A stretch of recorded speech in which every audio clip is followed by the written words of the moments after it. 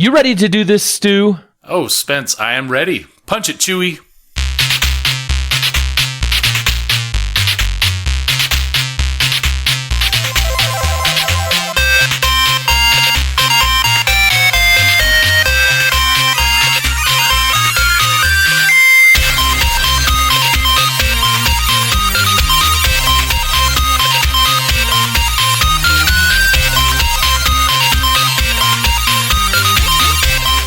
Welcome, super friends, to the Fortress of Nerditude podcast, a safe place to talk about all things in nerd and pop culture.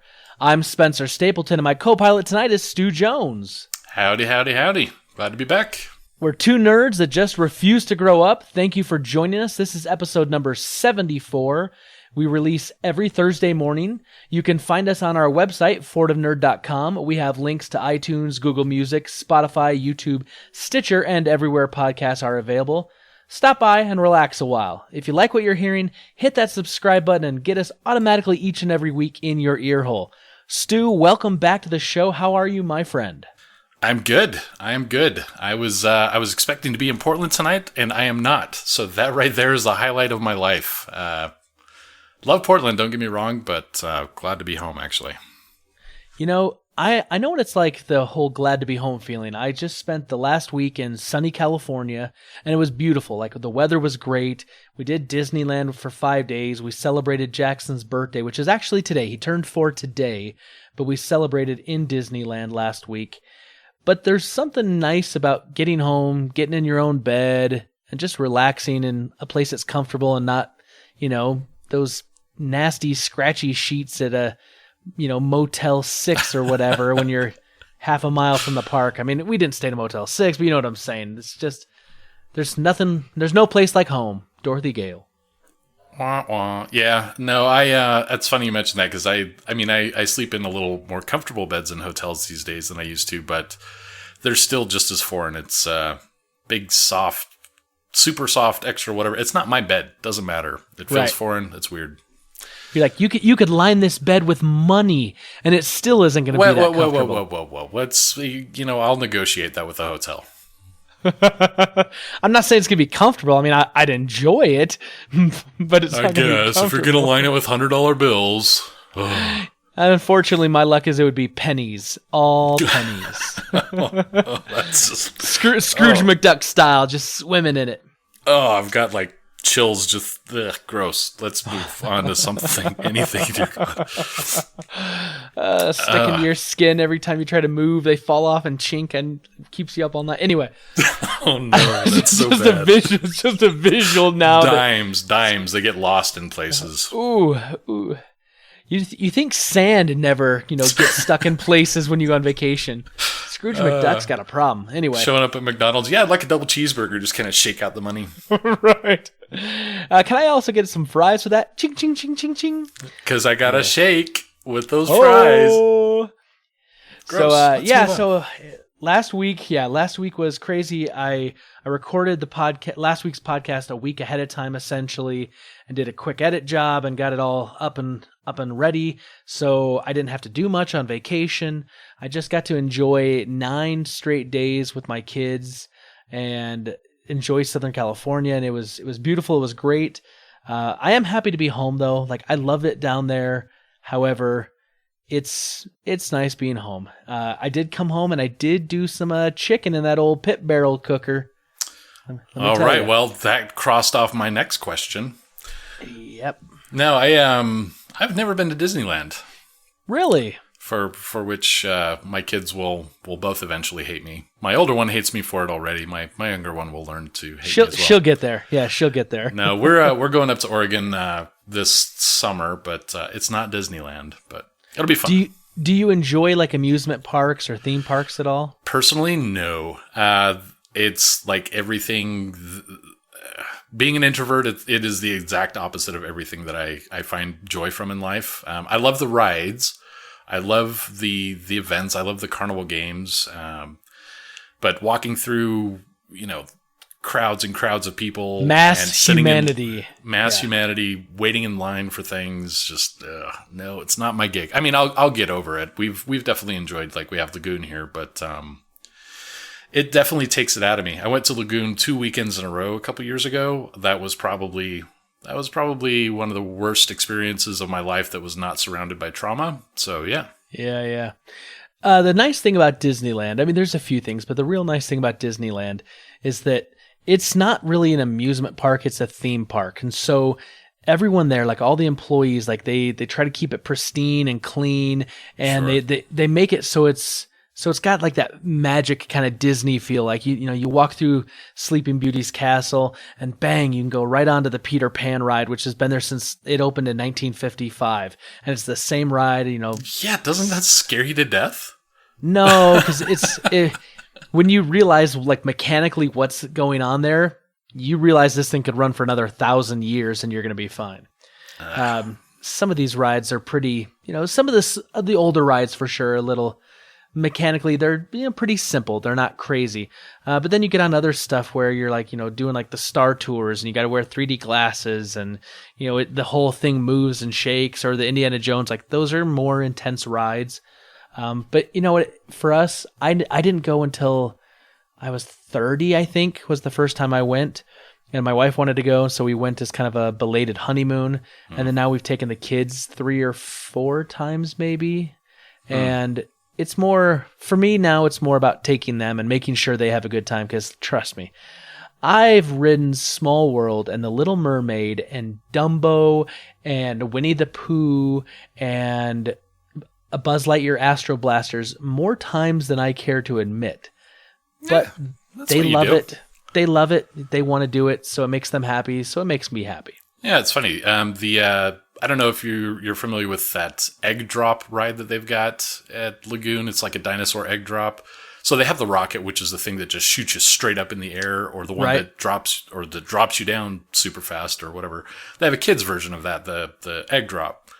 I actually like that a lot. It's the kid version, and I ride that with my daughter, but it's still got the perfect amount of acceleration and everything else to it, and it's a good ride, and it's always fun to go with my daughter and seeing that she can start to ride those things. She used to be a little riddled with fear with just about everything, but now she's getting past that and enjoys herself with stuff. So nice. Yeah, I think it's something you should do at some point, at least for your daughter. But well, you said you went when you were 30. I figure my daughter's got hope. By the time she's 30, she may get to go. So you've got time. You've got time to plan. Yeah, definitely. Let's see what else has gone on. We got updated artwork for the show, and I was able to update the website. The website is live.fortofnerd.com. You can go check it out. You can listen to the podcast there. You got links to all the different places you can get podcasts. And I'm going to start getting some content up there. I think some articles and some reviews and stuff. I've got something in the works. I'll tease it a little bit now, but there's a comic book artist that reached out to me, and he's created a comic book, and he said, hey, if you'd like a review copy, I'll shoot you a review copy, and then you can review it, and you can, do with it what you will. So tell him that you insist that he has a little bit of blood in the ink. Right? Stan Lee blood. No, I actually I directed a coworker to the website today because I couldn't find a link I was looking for, and I was in a hurry to get to something else, and she wanted to hear the podcast, so I was like, hey, this much I know. So yeah, right along the top is all the links, and I'm going to update some of the social media stuff to make it a little easier to find some of that, because I usually post and say, hey, here's the latest episode, but like you got to get all the shortened, condensed version of your links in order to make it, and 140 characters and all. I do have one criticism about the artwork, though. With the way that you're holding your arm in that, if you get a permanent co-host for the show, it's going to look like you got your arm around him. I don't know if that's what you want to do, that's great, but it's a little suggestive. I'm just saying here in the Fortress of Nerditude that we like to be friendly. It's a casual environment. Yeah, well. So about Disneyland, right? Casual and creepy, apparently. A little bit. At least there's not a van in the picture. That's true. I thought about it. What if the inside of that? What if that artwork actually was the inside of the van? Now you're thinking, huh? Wow. I mean, you add some caramel M&Ms to that, and I'm getting in that van.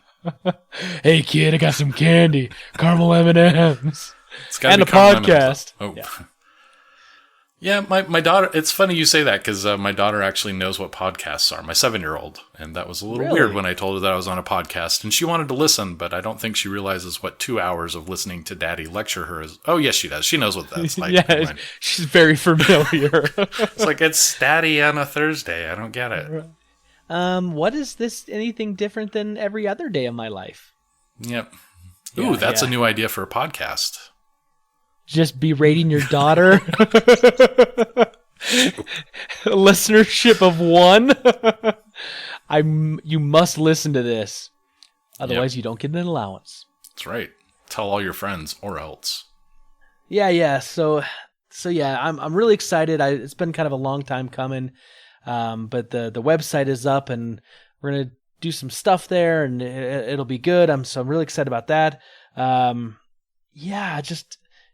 So here's something else, Stu. And you and I have talked about this a little bit, and then after last week's conversation, I am more jazzed up than ever. Matter of fact, I took a bunch of episodes of Critical Role. I downloaded them and put them on my tablet so I could watch them in the hotel at night, which I'm going to admit that did not happen because by the time I got home at night, I was averaging about 30,000 steps. My little Fitbit was counting.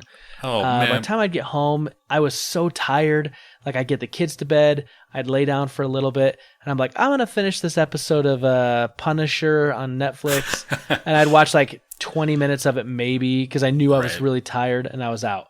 So I Yeah. didn't get to watch Critical Role. However, I got to say I think we real need quick. to make this happen. Hold on. The Fitbit thing, though, I actually have started to walk on breaks every other day Yeah. or every day, whatever. My phone is tripping out because I get this little warning. I've got Samsung and it's got this Bixby app or whatever. I get a little Right. warning that says, hey, you've had physical activity for so and so minutes. Like, it's surprised by my ability to get up out of my chair or expecting that someone has stolen my phone. Right. Hey, you're running too far. This can't be you, Stu. Call the police. I'm alerting the authorities. Right.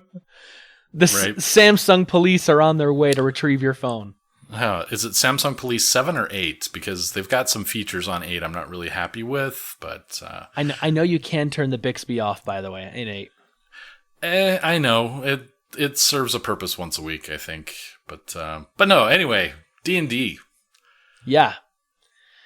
I think we need to make this happen. So like I've been talking to some people, and now after talking to Thomas King last week, like we talked literally for maybe another hour after that podcast. We weren't recording, but we were still talking about stuff, and I just super amped. I had so much fun talking to him, and he's got me jacked up about this, and so I think we need to put together a play group, and we need to get things rolling. All right. Well, it's been a good podcast. I'll be over in a few minmes. No, I've got books out my D20. No, I am all in. I've already got. I've been thinking about a character, and I know I've been thinking about D&D a lot, especially the last time I was on the show. We'd mentioned that it's kind of been turning over, but listening to Thomas talk about D&D, and I mean, he was on the podcast, he was a host, yada yada. But as soon as the minute he would start talking about D&D, he became the storyteller, and you can hear his DMness in his voice. Yes. So that got me really excited. I've already been thinking about a character idea, kind of developed from what I'm playing on EverQuest still. I love clerics and healers and things like that, and I'm ready to go. I just we need a group. Why are we doing this instead of playing D&D? I mean, throw a microphone in there. I'm sure feelings will get hurt, but it'll be fun. Well, no, I'm down, man. Seriously, I'm down. Well, we'll talk this week, and we'll start putting things together, because I think we need to. I mean, like I said last week on that podcast, I've got this idea. I really want to record it and chop it up and edit it and make it into a playthrough podcast, because I think that could be a lot of fun. But I want to get a little experience. I want to get a little DMing going on before I say, "Hey, world, we did this thing. We think it's entertaining. Come listen to us." I think we should play some for a while and kind of get going. Sure, you'll get to know. I mean, I'm not the world's most experienced D&D player. I mean, I've been playing for a long time, as a matter of years, but it's only been bits and pieces here and there. But you do get to learn a lot about the people that that you're playing with. And sometimes you have a really good friend, but the moment you start playing, they become a murder hobo. Things get a little different, but also you want to be new. Like I remember you talking about this on the last show. You kind of want to be new at it, but at the same time, you don't want to trip up over flipping through 40 pages back and forth here and there and wasting 2 hours trying to get to one rule decision either. But see, that's what I figure. I know I'm going to make mistakes. Yeah. But I figure if I can at least try to make my mistakes consistent, then the group understands, okay, yes, you got this wrong. However, you did stay consistent to the wrongness all the way through, so it was even-handed. Here's the nice thing about being the DM. I'm assuming when we do the podcast, you're going to have to be the DM. As a matter of fact, I'm insisting, so that's going to be in a contract somewhere. Gotcha. But the nice thing about being the DM is that the DM is never wrong, and both kind of as a joke, but really it's a matter of you taking the story and propelling it forward, and even at the expense of it's better to play through a rule wrong than it is to disrupt the experience. Right. Exactly. Yeah. So, and I wish I could learn that more in our board game group that I've got, because sometimes I've got to be right, but that's a different thing. It's journey before destination. Yes. Which, is a little Sanderson there if Stormlight Archive fans out there listening. No, I actually got a new board game this last week called Seventh Continent. And I only bring that up because the journey before destination really is apt here. But if you remember the choose your own adventure games, yeah, sure, you make a binary choice, A or B, end up going to page 289 or 31. So that idea has kind of evolved over gaming over time. There are actually a lot of apps that deal with a lot of those older books, but this game is based on the principle of the choose your own adventure. But instead of a book of 200 entries or whatever, you have about 1,000 different cards, and there are board game mechanics, and you have to actually move around on this map that you build. And you've got skills, and you have to roll dice and all that kind of stuff. But ultimately, it really comes back to that choose your own adventure. This board game can apparently go over 1,000 hours.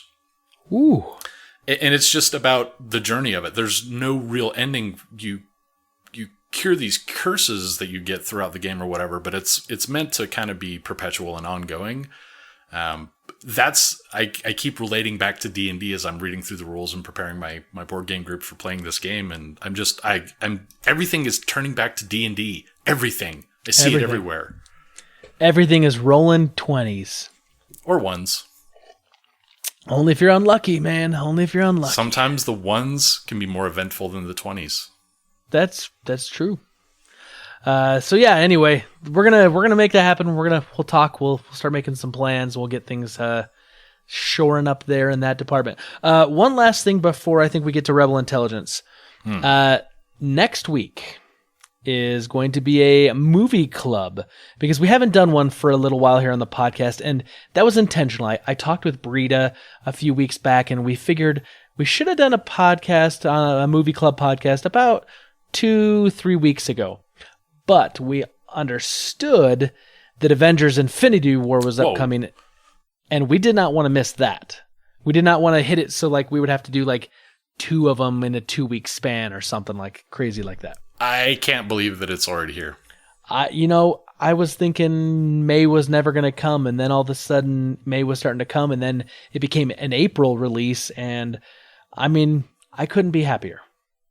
We'll see. It's been Phase 3 has been really hit and miss for me. Really? Yeah, and actually Civil War even. Both Age of Ultron and Civil War to me were both shy of expectations quite a bit. Technically, Age of Ultron was Phase 2. Yes, Ant-Man was the beginning of Phase 3. Well, sorry, those are 2 separate ideas. The collaboration films. Gotcha. So Phase 3 and collaboration both put together, you've got Infinity War. I'm a little hesitant. However, I love Doctor Strange. Some of the events leading up to it, I feel, are a better setup than they had with Age of Ultron. We'll see how that goes. Yeah. But the event of it will not be missed. No. I'm going to be going Friday night. Jason Both is hooking me up with some free tickets once again. So I'm going to be going and seeing that with him and some of his coworkers, I believe. And then Stu, you said you're going to go on the weekend. I'm gonna go on Sunday morning. I've got speaking of game group, I've got plans on Saturday. I thought about trying Friday night, but that's probably the one environment I don't want to try to get into, and it's probably going to be difficult to get tickets at this point. But it's going to happen. Sunday morning, I think, is a good time. Yeah. That's popcorn for breakfast. Yeah, you can't go wrong with that. Hey, that's what I've done with all the Star Wars movies. I always take that Friday off for a Star Wars release, go in at like 7 o'clock in the morning.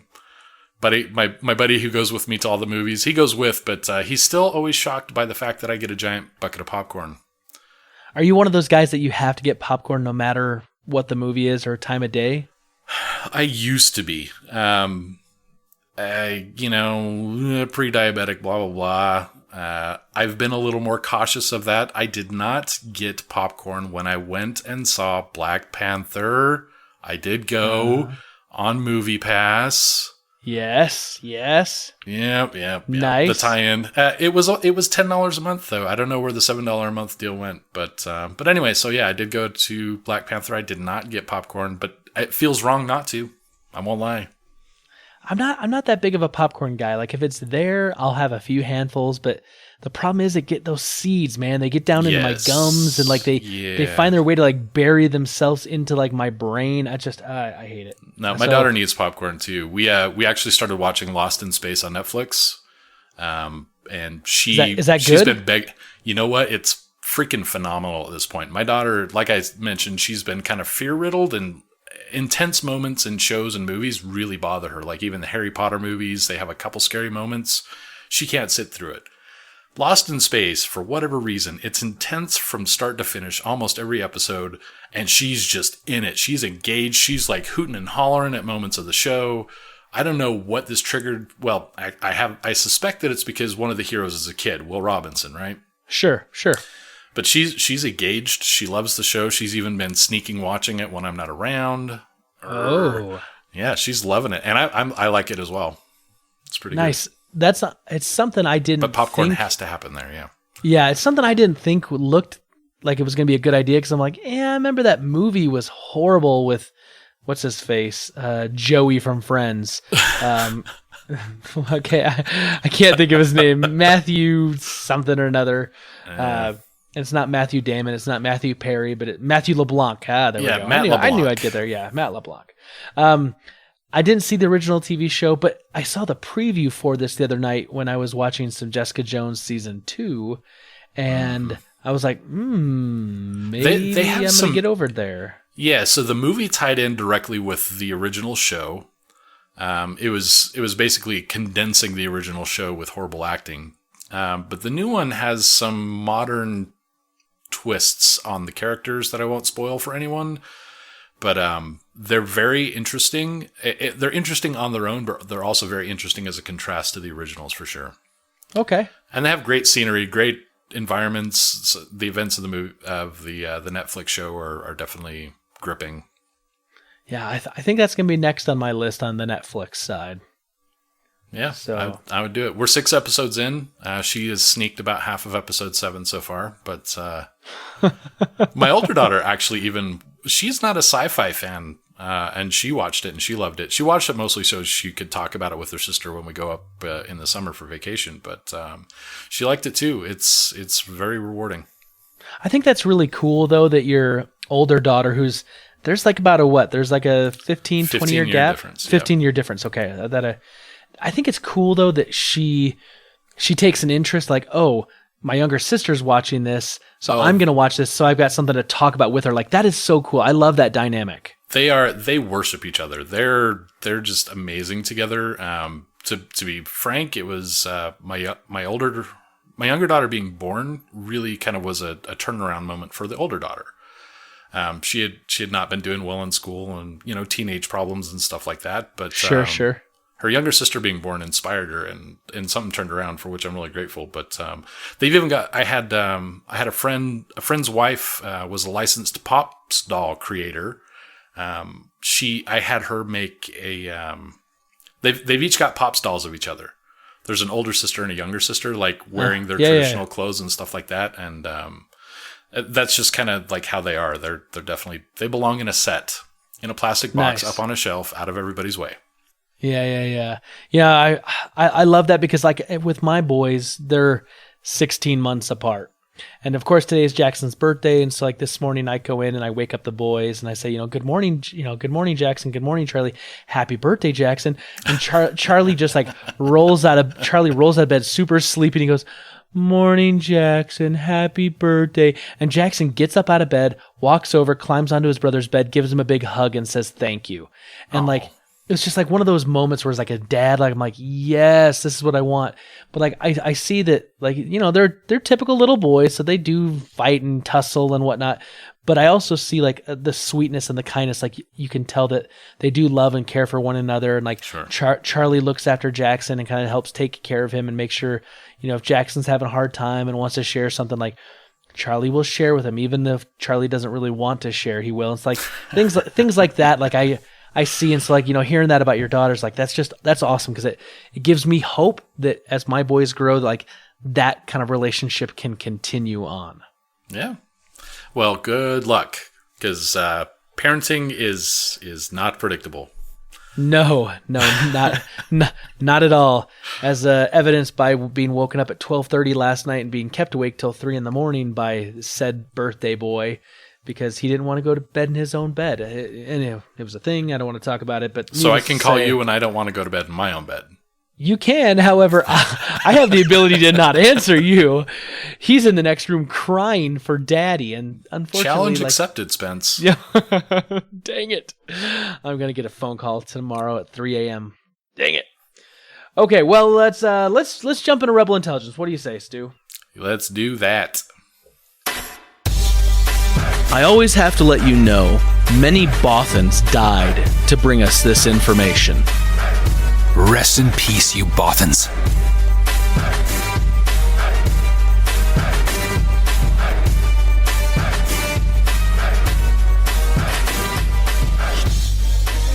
All right, we are into Rebel Intelligence. Stu, what do you have for me this week?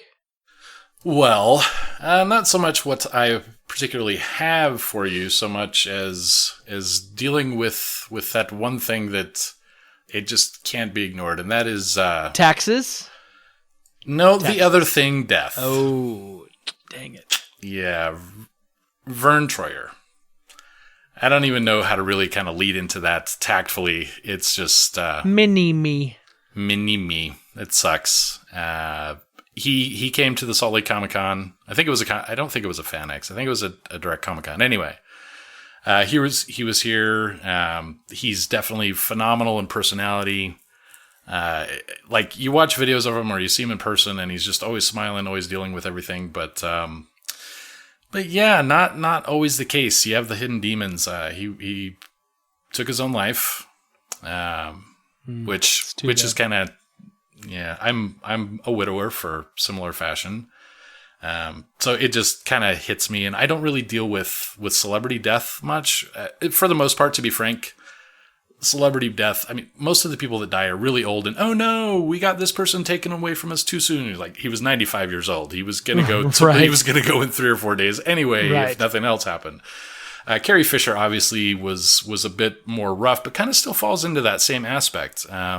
She lived a good life. She lived a hard life. I mean, like she took it and used definitely it up made as much her own as she could. Yes, yeah. she could. Yes, for sure. There you go. But still, she was older. Vern, not so much. Battling with demons. How old was Vern? Was he like maybe mid-40s? Yep.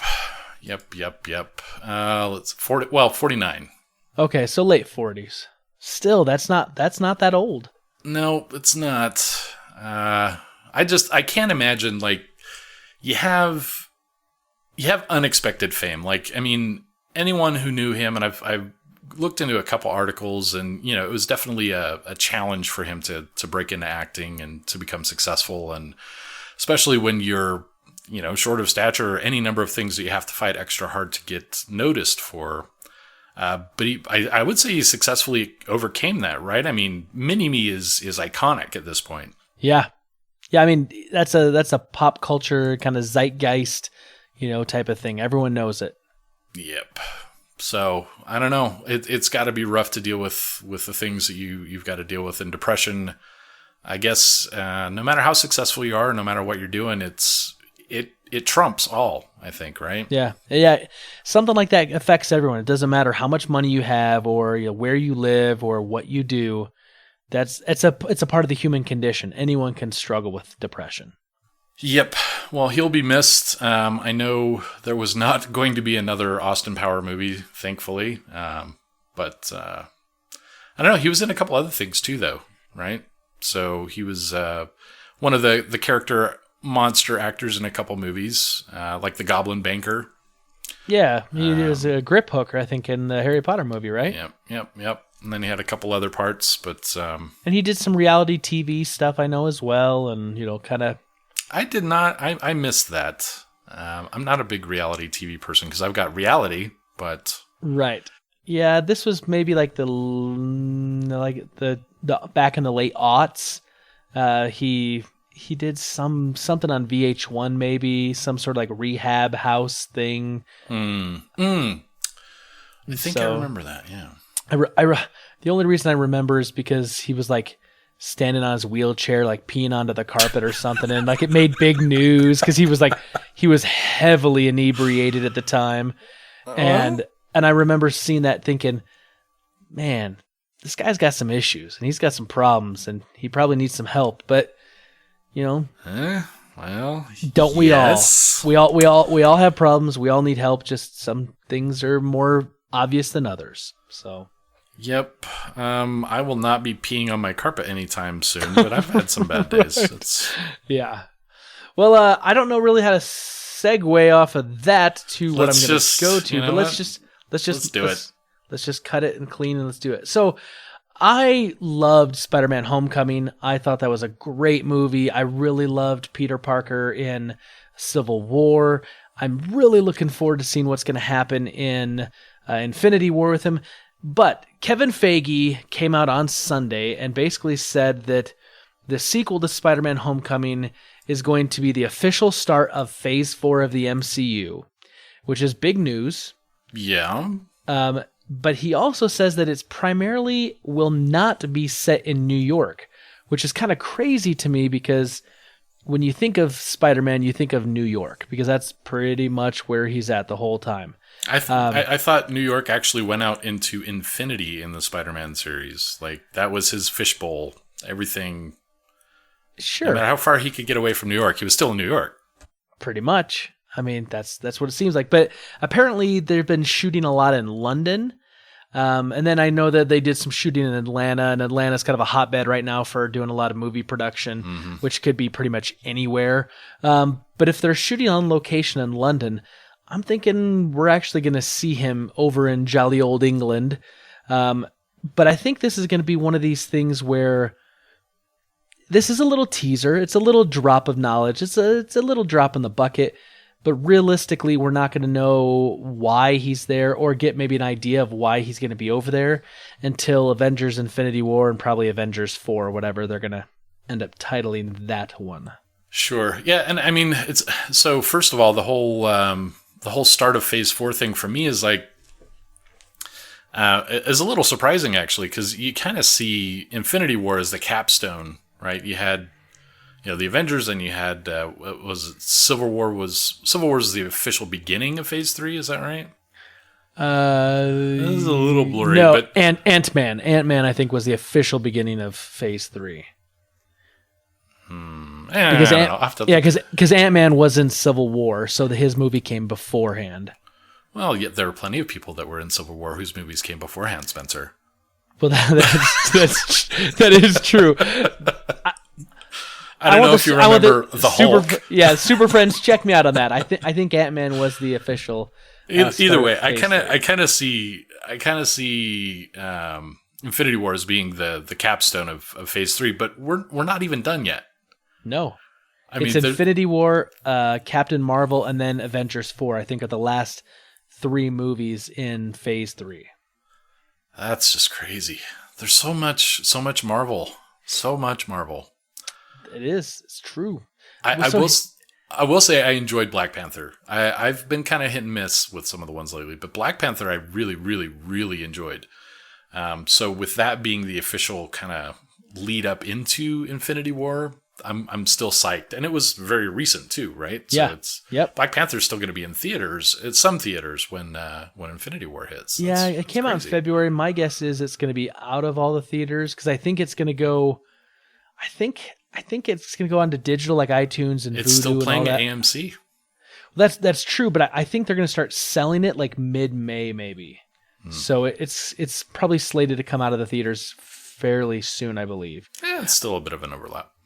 What I think is interesting, and I've got this theory, and I may be wrong, and I'm probably wrong, and I'm probably way wrong, but Disney's acquisition of Fox and all the talk about the Fantastic Four and the X-Men and Deadpool and all these other, entities that are kind of out there, I think, and I don't know, but I think because they've been really quiet about Phase 4. They haven't really said much. Like when we were in Phase 1, they started talking about Phase 2. When they were in Phase 2, they were talking about Phase 3. Right. They haven't talked much about Phase 4, and so I'm wondering if they're being tight-lipped intentionally because when they get around to Phase 4, all the rights to all the other properties, some big properties. I mean, Fantastic Four is the first family of Marvel. X-Men is, massively huge. And I've been waiting for a Fantastic Four movie forever. I wish they'd just buckle down and make one. Yeah, or a decent one. We don't talk about the other ones. Right, all 3, 4, if you include Roger Corman. So I think we may get some crossover with the X-Men. Potentially into Phase 4, maybe you need to roll D20 on that. Yeah. Make sure you don't crit fail with a 1 on that, because that would be. I know the debacle with it's such like the greatest movie irony of forever that Marvel selling off the rights basically just to survive, right, and then get to the point where they're having to shell out so much to get things back, but it's become such a necessity because you're starting to tell these stories that they haven't ever lived without the the ancillary characters that belong to different groups or whatever. Even if they're not involved, they have joint stories. There's no getting away from one major character telling someone else's. Right. So for the X-Men not to exist in the MCU is definitely a void. Yeah, it's something that needs to be addressed. In my opinion, like they got to get that there, and since they're gonna have the rights, they're gonna do it. But it's kind of like they pulled it off with Spidey. They pulled it off with Spidey. I mean, they worked out a deal right with Sony, and then with like Hulk, right? Universal owns the right to a solo Hulk movie. So what do? They do Planet Hulk storyline, except they do it with Thor Ragnarok, and so it's a team up movie, and so they can do it. And so like they're being creative, and I think now that since they're gonna get rights, why would they not introduce some of those characters? Why would they not bring those worlds together? Don't keep them separate because you can expand, and then you've got Phase 4, Phase 5. Eventually, I want to see Avengers versus the X-Men. Do you think you personally are ever going to hit Marvel fatigue? It's a thing now. It is a thing, and of course, if you ask James Cameron, he's done with the Avengers Marvel type of movies. But this is coming from a guy who's making like 3 more Avatar sequels, so I don't think he's got a lot of room to talk. He's got an agenda either way. He does. He's got an axe to grind. I get what he's saying. Like he did make a point just recently, like, hey, when are we going to start getting past this kind of, macho, guy in a super suit with these powers, beating up everyone, and, let's get to some other stuff. I think there could come a time where I could be hit with that Marvel fatigue. However, in my opinion, they're still telling very interesting stories. I mean, I had never read a Doctor Strange comic ever. Fair. But I love that movie. Yeah, for sure. One of the better ones. I had never read an Iron Man comic before the first Iron Man movie. I'd never, Iron Man to me always seemed kind of like a C-level superhero. Even though I know, he got into the Avengers and was, really integral at times, but I was like, he's not Spider-Man, he's not Hulk, he's not, the X-Men, he's not. Yeah, he's the money superpower. Right, exactly. He is He's Batman. He's Batman. He's the Bruce. I was to say he's the Bruce Wayne of Marvel. Yes, but that movie came out in 2008, and that movie was fantastic, and they told a great story. And so, as long as the storytelling's good, here's the thing. And I was trying to explain this a number of years ago about Captain America: Winter Soldier, which is still one of my absolute favorite Hands MCU down. movies. That's top. Number one. It's number one for me. It's amazing. That movie is not a superhero movie.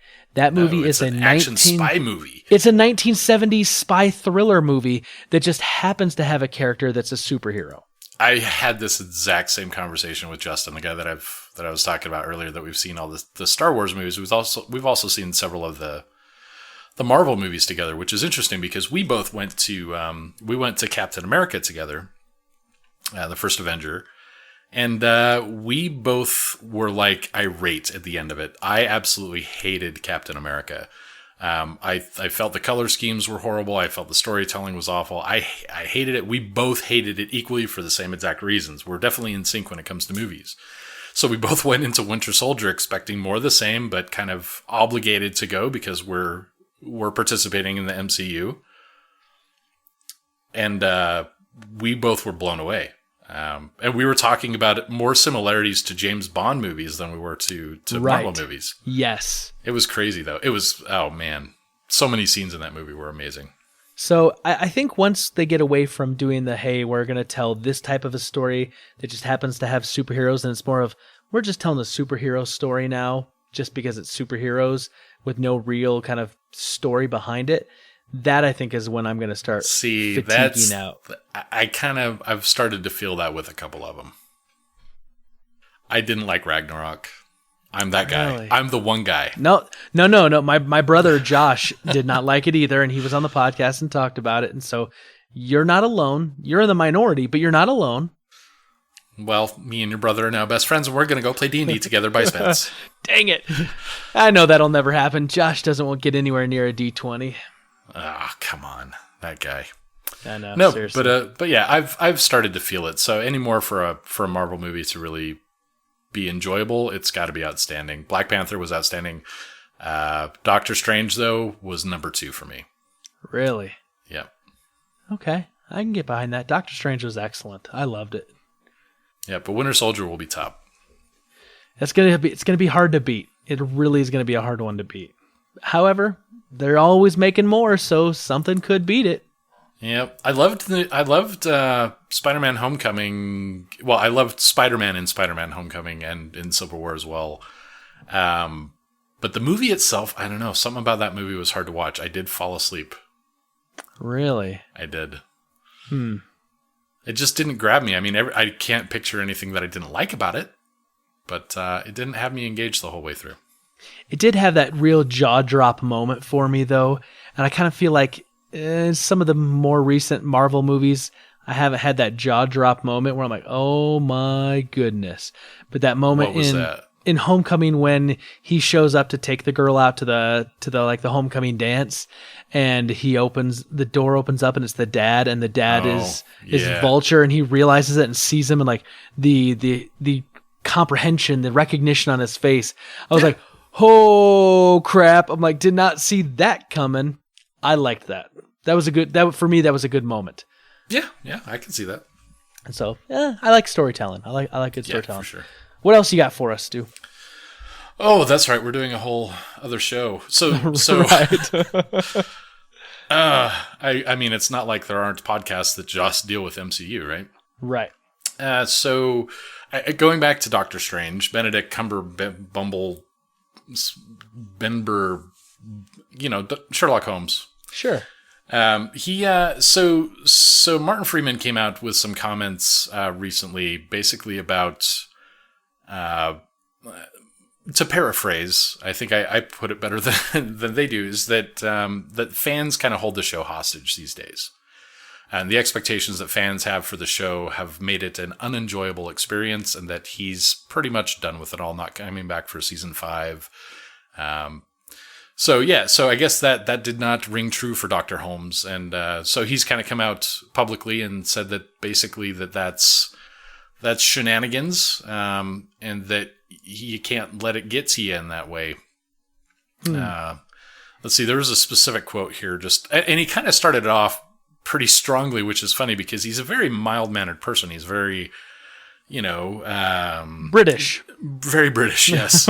Right. But he starts this off saying it's pretty pathetic if that's all it takes to let you not want to take a grip of your reality. Like, it's pretty pathetic. May as well be dropping the F-bomb into a Brit.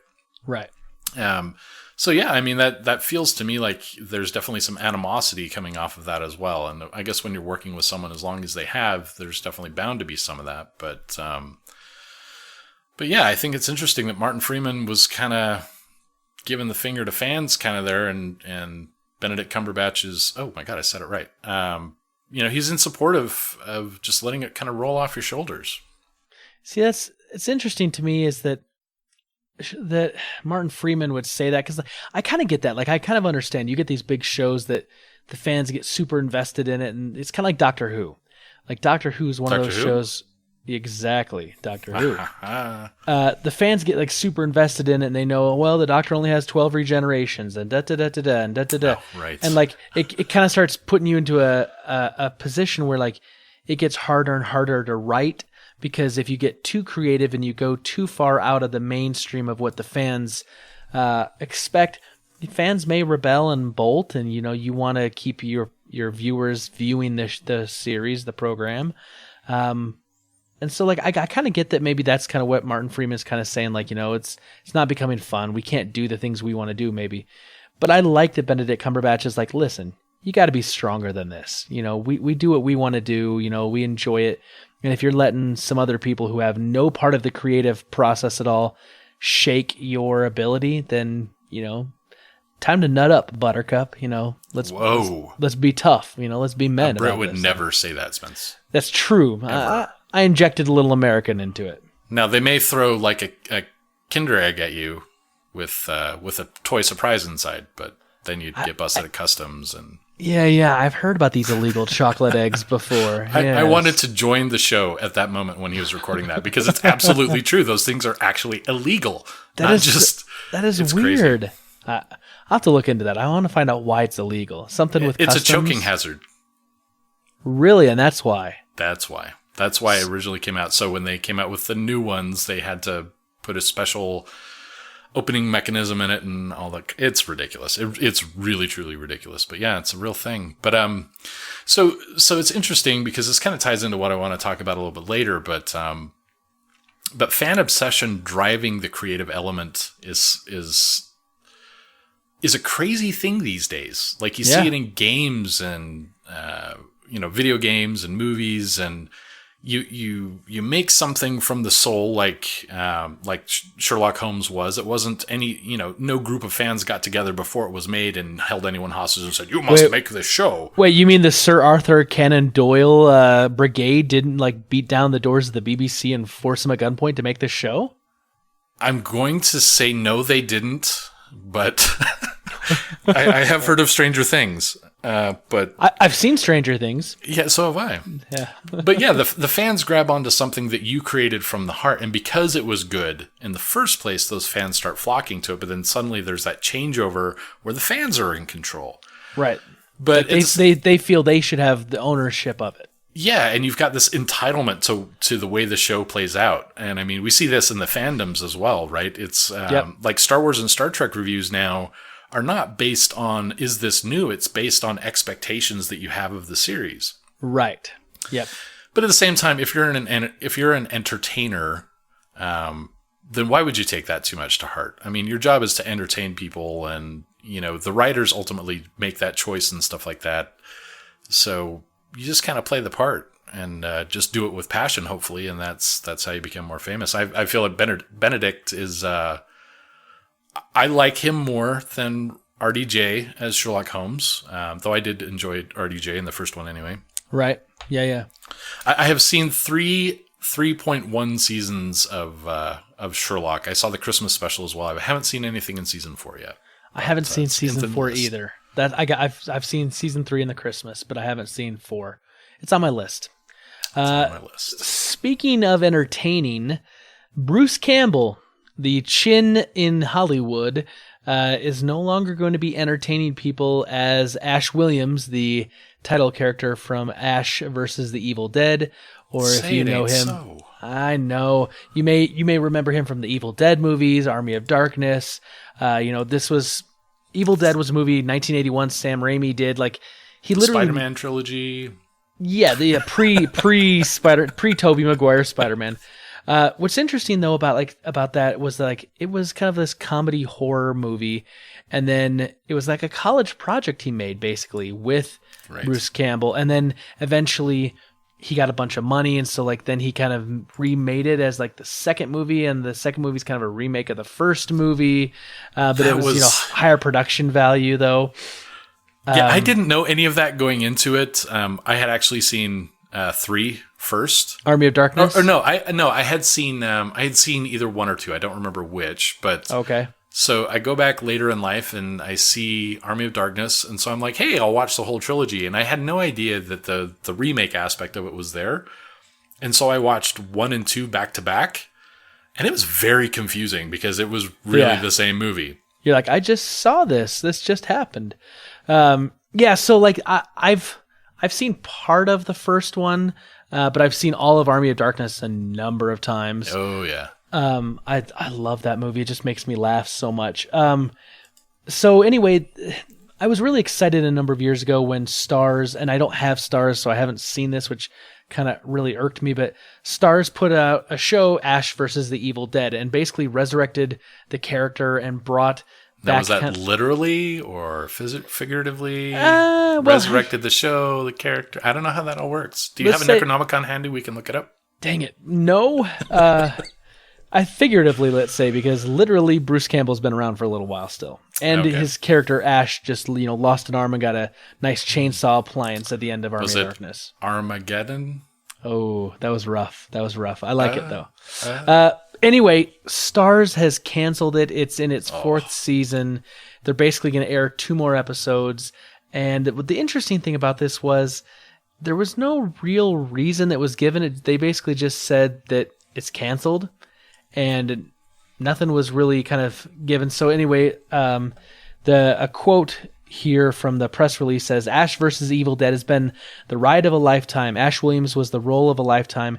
It was an honor to reunite with Evil Dead partners Rob Tappert and Sam Raimi to give our tireless fans another taste of the outrageous horror/comedy they demanded. I will always be grateful to Starz for the opportunity to revisit the franchise that launched our careers. And so that has a deeper sense of finality to it. Yeah. Like, it's not just like it's done, but it's like it's done. I have not seen Ash vs. Evil Dead. My social feeds have been giving a slow roll of disappointment at this. I don't think it's like if suddenly Walking Dead were to go off the air, and please make that happen soon. It's not that level of fandom, but at the same time, I guess, a lot of people that I know do watch it. I get it. If I had Starz, I'd watch it. Right. Not enough to make me get Starz, which I think is right. Yes. what drives that at some point. But no, that's sad. It's a pop culture phenomenon there, and it's got such a huge cult following. And I know it was already on a lot of people's radar before Army of Darkness, but Army of Darkness, that's kind of crucial to horror comedy. Yeah. It was big. I mean, it's one of those things where what I think is so cool though is it's one of these things where they brought something back after so many years, and it was still successful, and there was a loyal following. That some of that stuff like makes sense to me, but then like other stuff where they brought Roseanne back, and I'm like, why? It's exactly the same, Spencer. Was there people clamoring for more Roseanne? Like, I think there was, to be honest. I mean, there had to have been. I mean, the same thing with Full House, where people would be like clamoring for more TGIF. I mean, when do we get Urkel? That's all I'm asking. because there's got to be someone out there that says, well, you know what? We need Family Matters. We need Urkel back. I hadn't even really thought about Urkel, but I actually loved Urkel, so I'm going to start a Kickstarter for that. Oh, kickstart to bring back Family Matters. I'd kick that. Yeah. See? There you go. For $1 maybe. As a joke. Did I do that? Yeah, every time somebody pledges, that soundbite comes out. Oh, that would be brutal and funny at the same time. Yeah. I'm all about it. Anywho, let's move on. So, do you know, so Comic-Cons, or can I say Comic-Con? Are we going to get sued if I say Comic-Con? What if I say it without a hyphen? Yeah, Kamikaze. Kamikaze-Con. Ooh, Yeah, that's a good idea. Let's do that. So anyway, there's this Universal Fan Con, not to be associated with Universal in any way, even though it's in Florida also, and I'm sure nobody was capitalizing on that. Right. But basically a fan con dedicated to inclusion, directly focused on the aspects of inclusion. You know, LGBTQ, people of color, women, disabled people, kind of thing. Getting as many people together to celebrate comics from the diversity aspect that presents. This guy that was running it, oh man, I was actually looking at this earlier. Bob McStuffins? Ty Pham. Okay. He has ran several cons in the past that have gone bankrupt, that didn't have the money to do their thing, and like I guess it's kind of infamous for running some Kickstarters or other social media driven cons of that nature, kind of building these up, and then they just fail. Like, not even, I don't think it's necessarily due to ill will. Like, I don't see anything about him taking the money and running. It's just kind of running the project to the ground before it ever actually comes to light. So anyway, same kind of deal happens here. People have been getting ready for it forever. It was actually just supposed to kick off here, I think, next Friday. This Friday, right? Yeah, this upcoming weekend, yeah. And people that are working on the project are suddenly finding out that they've got no money. Like, this is your job. Oh, by the way, we've got no money to do all these things that you need to put together. And yeah, so they just postponed it, like very short notice even. So what's interesting to me about this is it sounds like this guy he sounds like he's an idea man. He gets the idea, he comes up with this, he starts gathering support, but he's maybe not the execution guy. Like, he's not the guy to really maybe carry the project across the finish line. And unfortunately, this has kind of happened again, because this isn't like the first time this guy's done this, right? I mean, this is like, this has happened a few times. Yes. Yeah, and I mean, I can't even imagine what it would take to create a successful con, not even with the intent of it running on forever, but just, I mean, one con, to get the vendors together, to get the talent together, to get the marketing together, and have this all kind of put together in this, perfect moment in time that everything has to line up.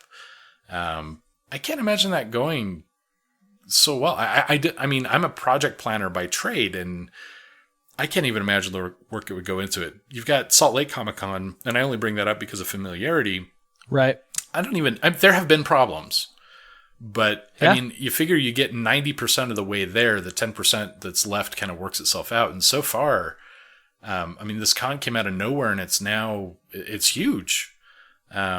So obviously people can do it and they can pull it off. This guy is not the one to do it. Right. But I wonder what's happened. Like, I know they're supposedly trying to get, they're trying to work out getting everybody their money back, refunds for all the tickets. I know people, with it being as soon as it was, people already had their hotels booked, their flights booked. Right. Yeah. And I know there's a couple other cons or a couple other events that are local to the area that are trying to do something to absorb this fan base that was already supposed to be out here. And what if you're a celebrity and you had this coming up on your radar and you're supposed to be visiting, or you're some kind of artist or something like that? Right. That's it's a lot of people to let down. I feel let down, and I had no interest in even going. Right. Well, it's interesting because, like you said, it was Salt Lake Comic-Con or Salt Lake Fan X now that's here close. Like It will always be Comic-Con. as long as we don't get sued, sure. But like I see what Brian Brandenburg, one of the creators of the con here, like what he's had to do, and like like it started like it was supposed to be at the Salt Palace. No, not the Salt Palace. At the it was supposed to be the one in Sandy. Yeah, the convention center in Yes. Sandy, which is like holds like maybe 20,000 people, and then the ticket sales started getting like way more than that. So then they moved the venue, like literally like the week before they moved to a much larger venue. And that first con, like it wasn't perfect, but I mean, it was fantastic for what they'd put together. And I enjoyed that one the most, to be honest. I mean, it had problems and all. It had a very like unpolished feel, which kind of made it feel more homey, more homegrown. It was an episode 1. That's right. It was an origin story. Whereas now it has a slicker feel. It's a little more. It's they've refined and they've made improvements, and it feels more professionally done. It feels a little more overproduced, though. True. But that's inevitable. It's Right. successful. They have to do it at that point. Right. And so I just don't know if this guy, with this Universal Con down there, just set his sights too high and tried to build too big, or if he just wasn't the guy. But I feel bad for those that were going, for those that were involved in it, and hopefully they can get their money back and find something else they can attend. And people are always welcome to come to Salt Lake in September for FanX. Now, one thing, actually, so I was looking this over, and I don't know where I got Florida from, but I misspoke. It's actually Anaheim. Oh. Or do I have conflicting information? I don't even know where that went. Or no, something else says Maryland. I'm so confused, Spence. Wow. Baltimore Convention Center Baltimore, in Anaheim. Or in Maryland. The Baltimore, Maryland, Anaheim Convention Center in Florida. in Maryland, Florida. Right. I don't know where I just misread things all over the place. I was trying to look at like 4 or 5 different articles and trying to piece together kind of the story there, but whoops. Yeah, interesting. So here's something that's a little different, okay? And this, we live in this huge age of technology, and everything's, we use our phones for everything, right? So this news story kind of popped up, and I kind of thought it was interesting because it kind of fits into the pop culture of, everyone being, connected to your cell phones. Apparently, a man had died, and he had been involved in, I'm trying to think, he'd been involved in like a car crash, some sort of an accident. However, the police also were trying to get this guy or get information from this guy pertaining to some sort of other drug-related inquiry, some sort of a charge or something. And what happened was that the cops had this guy's phone. The guy died. And so what happened is this was in Florida and Clearwater. The police basically bust in the middle of the funeral service, take the phone up to the dead man, and try to use his thumbprint to use his finger to unlock the phone to gain access. No prior warning to the funeral home this is going to happen. No warning to the family this was going to happen. They just, decided that they were going to do this so they could get the information, so they could continue on with their case. First of all, when I read that, I was like, I was a little mortified, and I was like, really? I'm hearing this and experiencing that just now, mortification. I was like, so really? Yeah, really? You're going to show up in front of this man's family, and I don't want to say desecrate the corpse, because that's too strong of a word, but you're going to try to use the corpse in order to unlock an iPhone? I would go with desecration. I mean, you're not mutilating, but you are desecrating. Well, so the interesting thing about this is that, first of all, no tact, no decency, right. No common sense, right? The interesting thing is the police were totally legally lawful in their act of doing this. Apparently, once you die, you pretty much don't have any rights anymore. But apparently some legal experts have weighed in saying that even though this didn't sit right with the family of the deceased, they still have the rights to go in and do this. And I guess there's like some kind of 48-hour window in which a device can be unlocked with a fingerprint that they were trying to get to. And there's no Fifth Amendment protections for a deceased person. So the person, can't claim the Fifth Amendment. Well, they are remaining silent. That is true. Anyway, it's this really weird case, this legal case in Florida. And I thought it was interesting because if there's anything I read when I got this, and this is the twisted side of me, it's don't thumbprint biometric your phone. Put a PIN number and don't tell anyone, because that way when you go, that Chrome browser history you've been trying to hide from someone, the cops, whoever. I am intentionally building my browser history to offend as many people as possible after I'm dead. Or maybe you just want to have a browser history that just is going to confuse people, that they're going to be scratching their heads for years going, what? I don't get why he was looking at arsenic and My Little Ponies on the same day. That just doesn't make any sense.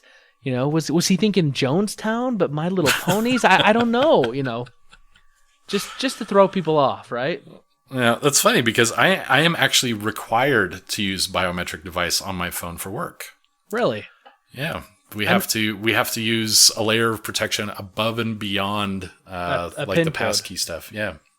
Really? So my real, and I know the ethics of the story are really what it's about and getting to all this, but I really actually want to kind of reach out to this police department to see if they can help me get my phone unlocked with my fingerprint, because that is a pain in the ass. Can they show up and force your thumbprint on it? And finally it worked. Yeah, I have to go like 4 or 5 tries before that thing ever unlocks. Really? I'm glad gross, I don't have man. to do that. Yeah, it's just really a crying shame. I mean, here's the other thing. Why couldn't they have talked to the funeral home and done that before the funeral service, when the body's there, when the family's not?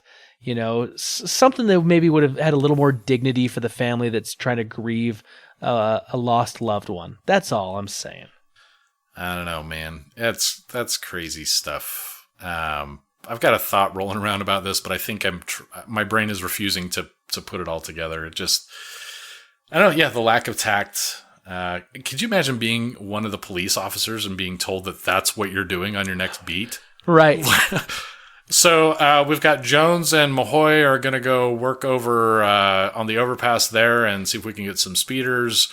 You 3 on this squad over here are going to go raid a funeral home to get a biometric scan off a dead body. And Swenson's going to assist at Vice today. All right, everyone. Or even worse is that they have to create a whole new department or a whole new squad.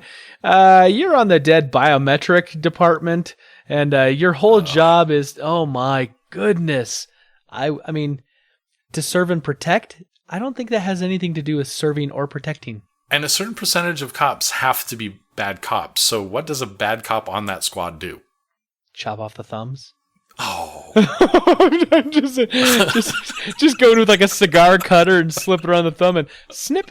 No blood. I mean, you don't have to worry about that. He intentionally uses other fingers than the thumb. Yeah. To try to get the scan. Yeah, that would be devious. It's a little more morbid. Yeah. Snip, snip. Let's move on.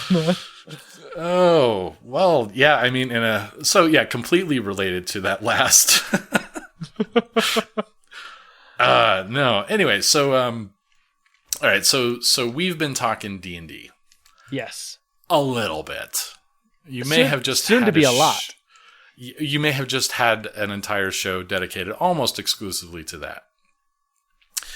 So you've got podcasts, that talk about it. Obviously, you had an episode to that. There are podcasts that are devoted to this. There are streams devoted to it. Right. Hugely popular. Your buddy Thomas had mentioned Critical Role last week. I've caught that a couple times, but the production value of that's definitely increased, and now it's a real, actual production. Right.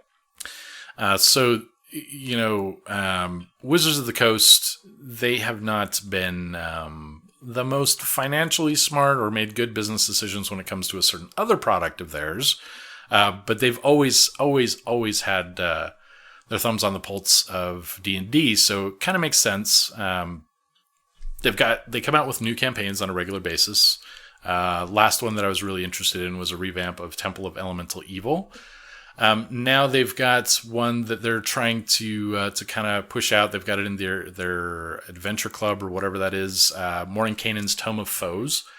If you're familiar with D&D lore at all, Mordenkainen was definitely a popular character, kind of in the background. I'm sure the main boss for a good many DM's campaigns in the day. Anyway, so they're coming out with this new campaign setting for Mordenkainen's Tome of Foes, but they're going to launch it through podcasts. Rather than just give you all the source material up front, they're giving you a bite. They're going to let the podcasters use that to kind of run some of their live play podcasts to give the listeners a feel for this adventure setting, which that gives me chills thinking about it. Like, I would love to have that be the way that you launch a product. Right. Like, I'm already geeking out about D&D, but to hear about a new setting, and that both gets me involved in that podcast and the setting at once. I mean, think of it from their standpoint, right? Because D&D is hitting this huge major resurgence right now. What if like this was being featured on Critical Role with how big Critical Role is? I think that's actually what's going to happen, isn't it? I mean, I think I don't have the for sure details right here in front of me right now, but like I look at that and I say, how many people watch that show or watch that stream or listen to the podcast version of it? It's going to be huge. And what is that going to do? It's going to get a lot of people wanting to get into it. No, so I actually I've got the list. Critical Role is not, but there are several others. But yeah, I mean, I've heard of these, and I don't even follow D&D socially much. But you've got the Dungeon Drunks, Lawful and Orderly. That one I'm familiar with. Mm-hmm. RPG Academy. Let's see what the Broadswords I'm vaguely familiar with. I haven't listened to them at all, but yeah, these are not just like obscure podcasts like this one. I mean, these are popular podcasts where people regularly listen, and obviously these people are into D&D if they've got such a huge viewership or listenership. So have a target audience hit. Perfect. Yeah. I mean, I think it's a great idea. I think it's genius, and I can't wait to hear what's going to happen. So we will find out shortly. Brilliant strategy. Okay, here's the last thing I have in Rebel Intelligence, and I saved this for last because this is... It's going to be D&D related, isn't it? No, I wish. Oh. It's really interesting. It's really kind of weird. So I love Superman.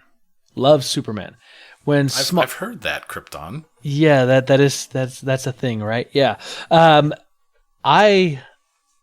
I loved the idea of Smallville when it came out because they said, we're going to tell a story about Superman when he was a teenager and, follow Clark Kent. And so Smallville came out on the WB. I really liked it. And, looking back at it now, I kind of see, it kind of has that CW flair to it because CW took over the WB. What's really interesting, though, is that one of the actresses from the show, Allison Mack, has just been arrested. And you'd think, okay, an actress is arrested. This is going to be a drug charge, or it's going to be a drunken disorderly. She got pulled over. Trunk. Well, she has been arrested for something I would not have guessed. Apparently, she played a role in an alleged sex trafficking case, and there were some rumors about this a little while ago that apparently, Allison Mack, who's known for playing Clark's confidant and friend Chloe on Smallville, was indicted on Friday with charges of sex trafficking conspiracy, and forced labor conspiracy, according to a statement released by the Justice Department. basically what had happened was... Boy, you're just bringing lighthearted stories left and right. I know. She was part of some organization called Nexium. It was supposed to be, or claimed to be, a self-help group, but in reality it's some sort of pyramid scheme which recruits were exploited both sexually and for their labor to the benefit of this one individual, this man named Keith Raniere. He was had a code name. His name was Vanguard in this group. And he also was indicted on Friday as well. The interesting thing that gets really weird about this story is that the thing feels cult all the way. It makes me think. It makes me think of the Manson family by the way some of this stuff was described, because apparently there was this group, and in order to work your way up into this group, you'd have to pay more money to rise through the ranks, and then eventually you'd get into this upper echelon group, and it was geared towards actors, and Allison Mack was part of this, a co-creator in this, and she would try to get people into this group called DOS, and DOS was basically a group of women and one man, this Keith Raniere, and basically these women were called slaves until they successfully recruited in someone else, and then they were called masters, and apparently there was branding going on in regions that most people aren't going to see. Bottom of your feet. Let's leave it at that. Yeah. And so there's branding going on, and it literally to me sounds like the Manson family, and they would get people into this by blackmailing them, getting information on them, and the interesting thing to me is Allison Mack on the show. This is just on the show. Seemed like she was a smart young woman. She came across, and she's acted in some other things, but now this thing comes out and you hear about this. I don't think I could ever go back and watch Smallville and look at her character again, because I'm going to think in the back of my mind, she's recruiting people. She's Charlotte Manson. She's this, weird cult sex slave trafficker that's, involved in all this. And I don't know how she got involved. I don't know if she was duped, brainwashed, or if she was knowingly and willingly, in from the beginning, and that's just her thing. But it is weird. And I just to know this kind of stuff exists. So you're saying she didn't make a lot of money on the show? I'm saying that she probably should have spent more time acting and less time hanging out with these people and doing whatever. I don't know. Get some help, girl. You figure if she's a woman in a position to exploit other women, then she's likely going to be a confidant or someone who's meant to draw other people in, which very likely relies on those wonderful acting skills that you remember. So maybe it was just another role, or I don't know, man. That's just good. That's gross. Yeah, just real weird. So if you liked Smallville, don't go back and watch it, because Chloe's a creep. Well, I was going to watch that next week, but not now. Yeah. Tom Welling, though? I have 1,000 other things in my queue first anyway. Tom Welling's still a good Clark Kent, though. He's still my man. Not so much Chloe. So. Okay, well, if I ever see an article about anything he may be related in, I'll make sure to hide it from you. Yes, it'll break my heart. If I ever lead into a Rebel Intelligence article and the content is unfamiliar to you, just shut off the recording and just stop. Gotcha. Technical difficulties. Yeah, that's all I got. Let's move out of Rebel Intelligence. That's all I got for Rebel Intelligence. Are you? Yeah, punch it Chewie the other way. Yes, exactly. Okay, so Stu, last week I had Thomas King on. We were talking about D&D. Obviously, we've kind of talked about that a little bit. And the question we had was, what is what's interested you, or what's interested the Super Friends in D&D? What's made you want to play or continue playing? What inspires you? And so we've got some answers we're going to get to. And let's start off where we always start off, over on the email, and we'll start with Peter Christensen. And he says, "Dear nerds, I love the snazzy upgraded cover art castle." Thank you, Peter. He says, Regarding the 1977 Hobbit cartoon, my cousin and I would harass each other singing the song Frodo of the Nine Fingers. I love that. I love that. He says, I'll plug King of Kong as well. I know he's not bad in real life, but the movie makes him the most despicable villain. I'd be willing to let Thanos defeat the Avengers if it meant Billy Mitchell loses his Atari records. Whoa. Whoa. And and then he also says, I don't know if Lou Ferrigno listens to the podcast. He's mostly deaf. That's low, Peter. Come on, man. That's the Incredible Hulk. You got to be careful. And I have actually met the man. I've shook his hand, and let me say, yeah, I wouldn't mock the man. No. He'd crush me. He says, as a kid, I played role-playing games, not D&D, but the Palladium brand games, especially Rifts. Yes. We were definitely murder hobos. Everything was about how much stuff we could kill, or if we could kill the bad guys faster than they could kill us. Basically a D20 version of Doom. For someone looking to dip a toe into D&D podcasts, I recommend the episodes of Adventure Zone, where the guys from the Flop House took over for a contained 2-hour campaign. This was in October 2015. Happy 73rd, Peter. Rifts was amazing. I will just shout out right there. Like, if you're just dipping your toe into D&D, know that D&D is the granddaddy of them all. It's the king. But there are many, many, many other role-playing systems. Rifts was very hardcore. I would say, at the time, probably as many books involved with it as there were D&D books. Really? Yes. So, representing Rifts, love it. Yeah, well done, Peter. Let's go over to Facebook. Caleb Albers says, so I didn't know a whole lot about Dungeons & Dragons until this episode and previous episodes where you've talked about it. But hearing the detail that goes into a game makes me want to get into it. I've always been into build-your-own adventure games and love games like Skyrim and other games like it where I get to build and create mystical items or learn magic spells and other things like that. The only problem I have is that my friend group is restricted to my wife and one other friend, neither of whom have any interest in D&D.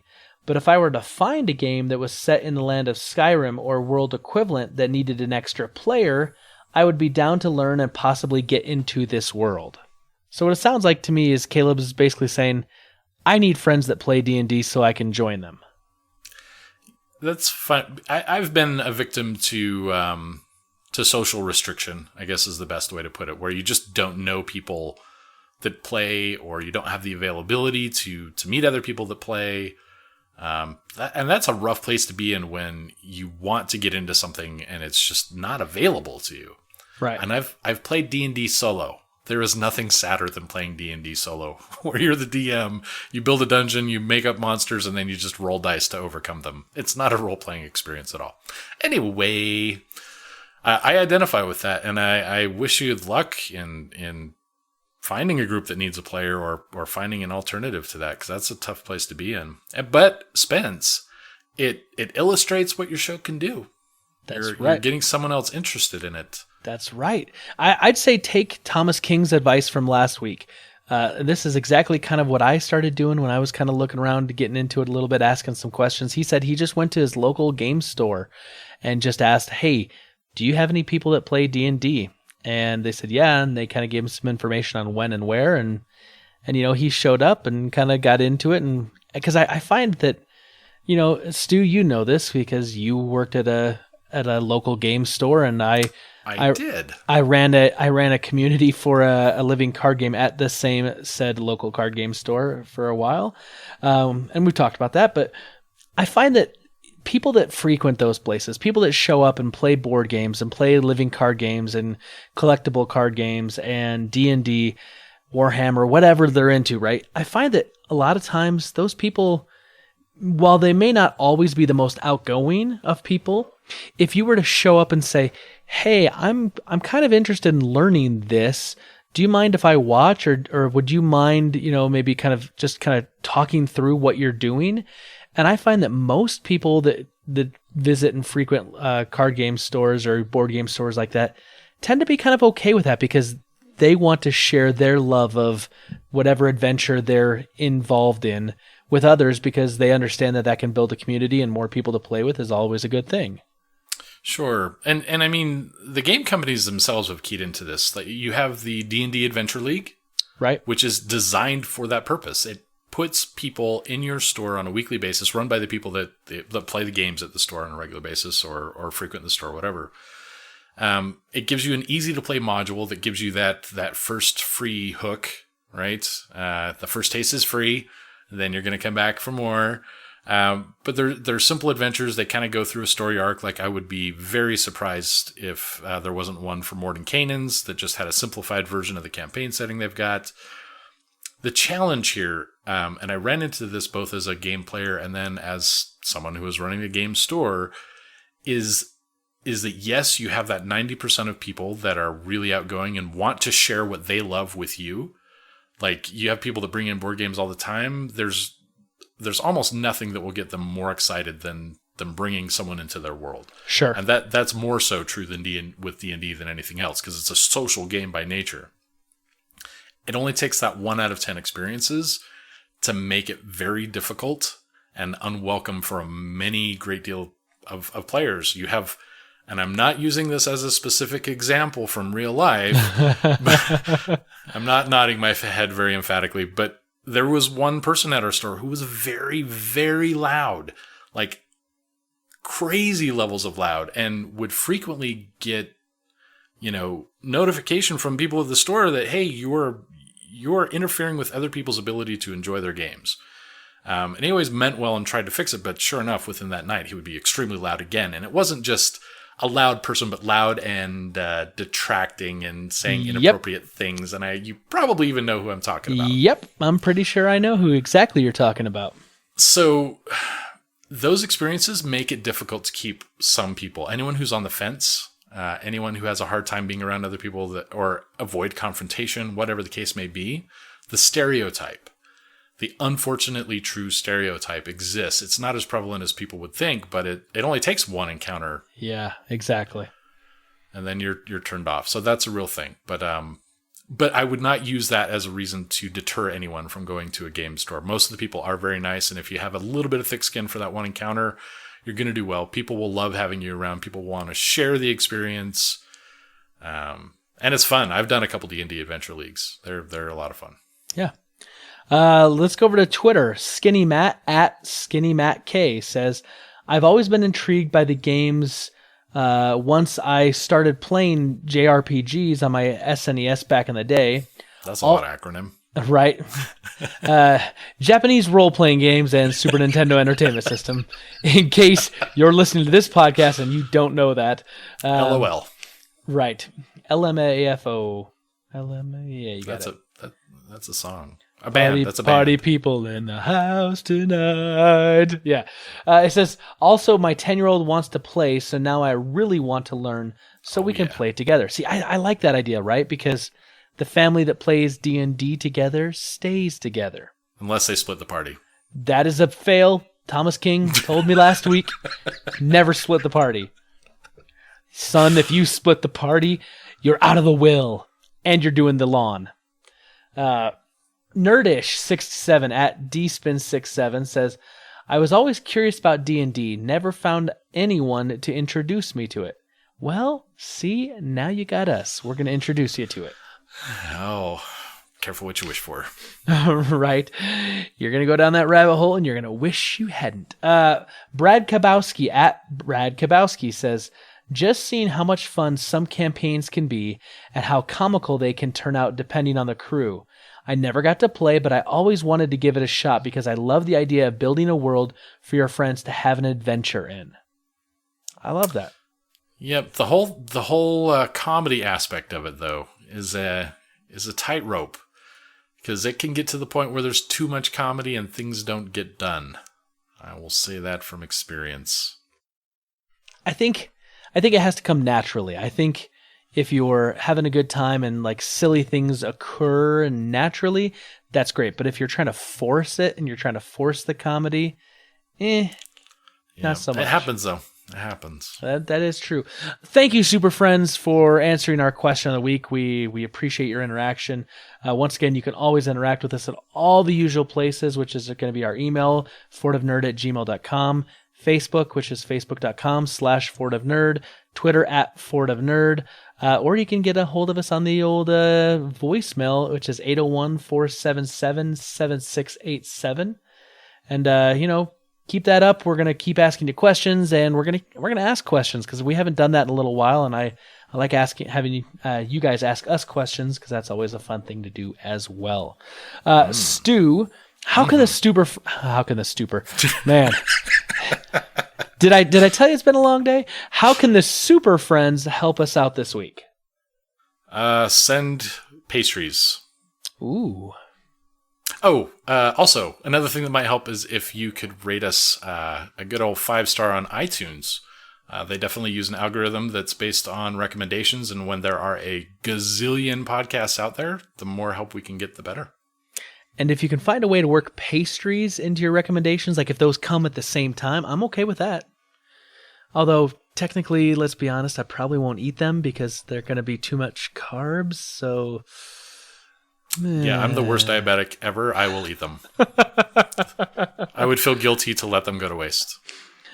So, Stu, let me ask you a question. Answer a question. A most serious question. I'm ready. There's a new video game that's just been released, and everyone's talking about it. I swear to God, if you say God of War. God of War. Oh. Yeah. Have you played this thing yet? No.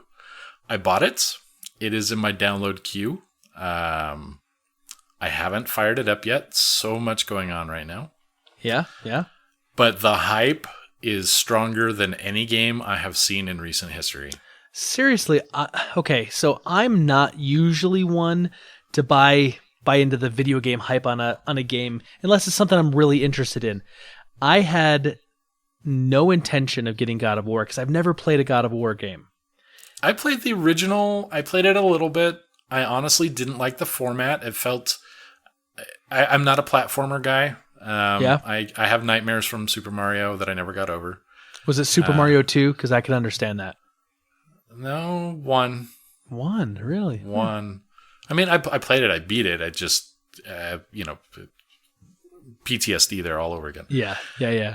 But the format was really something I didn't like. I was definitely interested in the story and the way that it was being told and kind of revisioning mythology.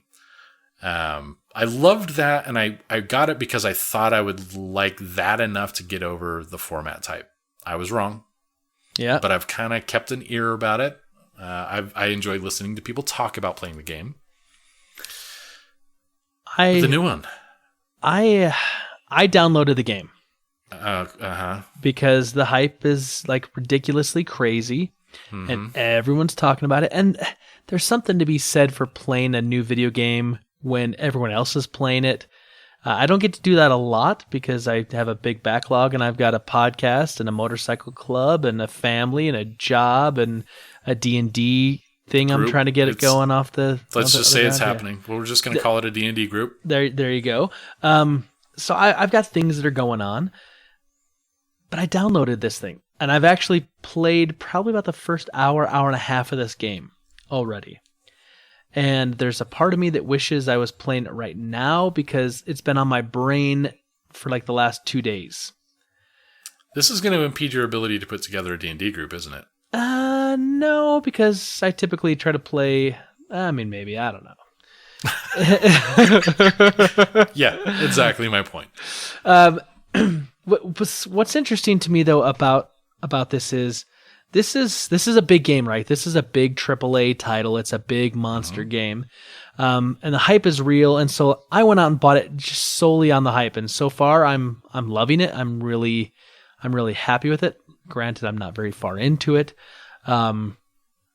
But this game is different. There's some background to this game that I think is worth talking about and mentioning, because it's not just like, I don't know how to put this. It's not like they're just knocking out another game in the franchise, right? This is kind of a reboot, kind of a retelling. So, This is a new game. We're punching you in the gut. You may have thought you knew it before, but look at us now. Right, exactly. And so I don't know how much you know about the the studio that makes the games, Sony Santa Monica.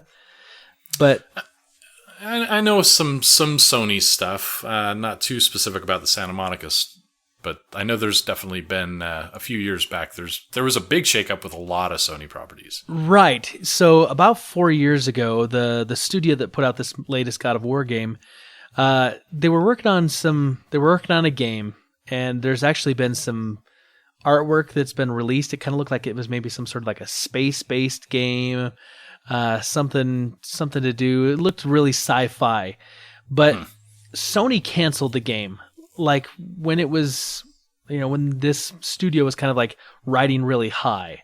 It was shortly after, I think, God of War 3, which was a real big title for Sony Santa Monica, and they canceled it, and they ended up having to lay off a ton of people. Just a ton of people. And like you said, Sony had some shakeups in a number of their studios right around the same time. Yep. And didn't you say that was also the same time that was it Sony? So Sony used to have a division of Sony Online Entertainment where they had their own in-house studios as well, who did EverQuest, EverQuest 2. They sold off. That was a, let's see how best to put that. It was an all-encompassing entertainment division. They also did movies and cartoons, and basically what they did is they split that all off. They sold the game production part of the house away to a studio called Daybreak Games, or not a studio, an investment company actually. Right. And that's a whole other podcast of material right there. But they sold off the video game division of that, and then they rebranded the other entertainment parts of that. So I know Sony was looking for a major shift about that time. So I'm not surprised. What I actually find more surprised is that they hung on to something big enough to contain God of War. Is that kind of where that's coming from? Is it?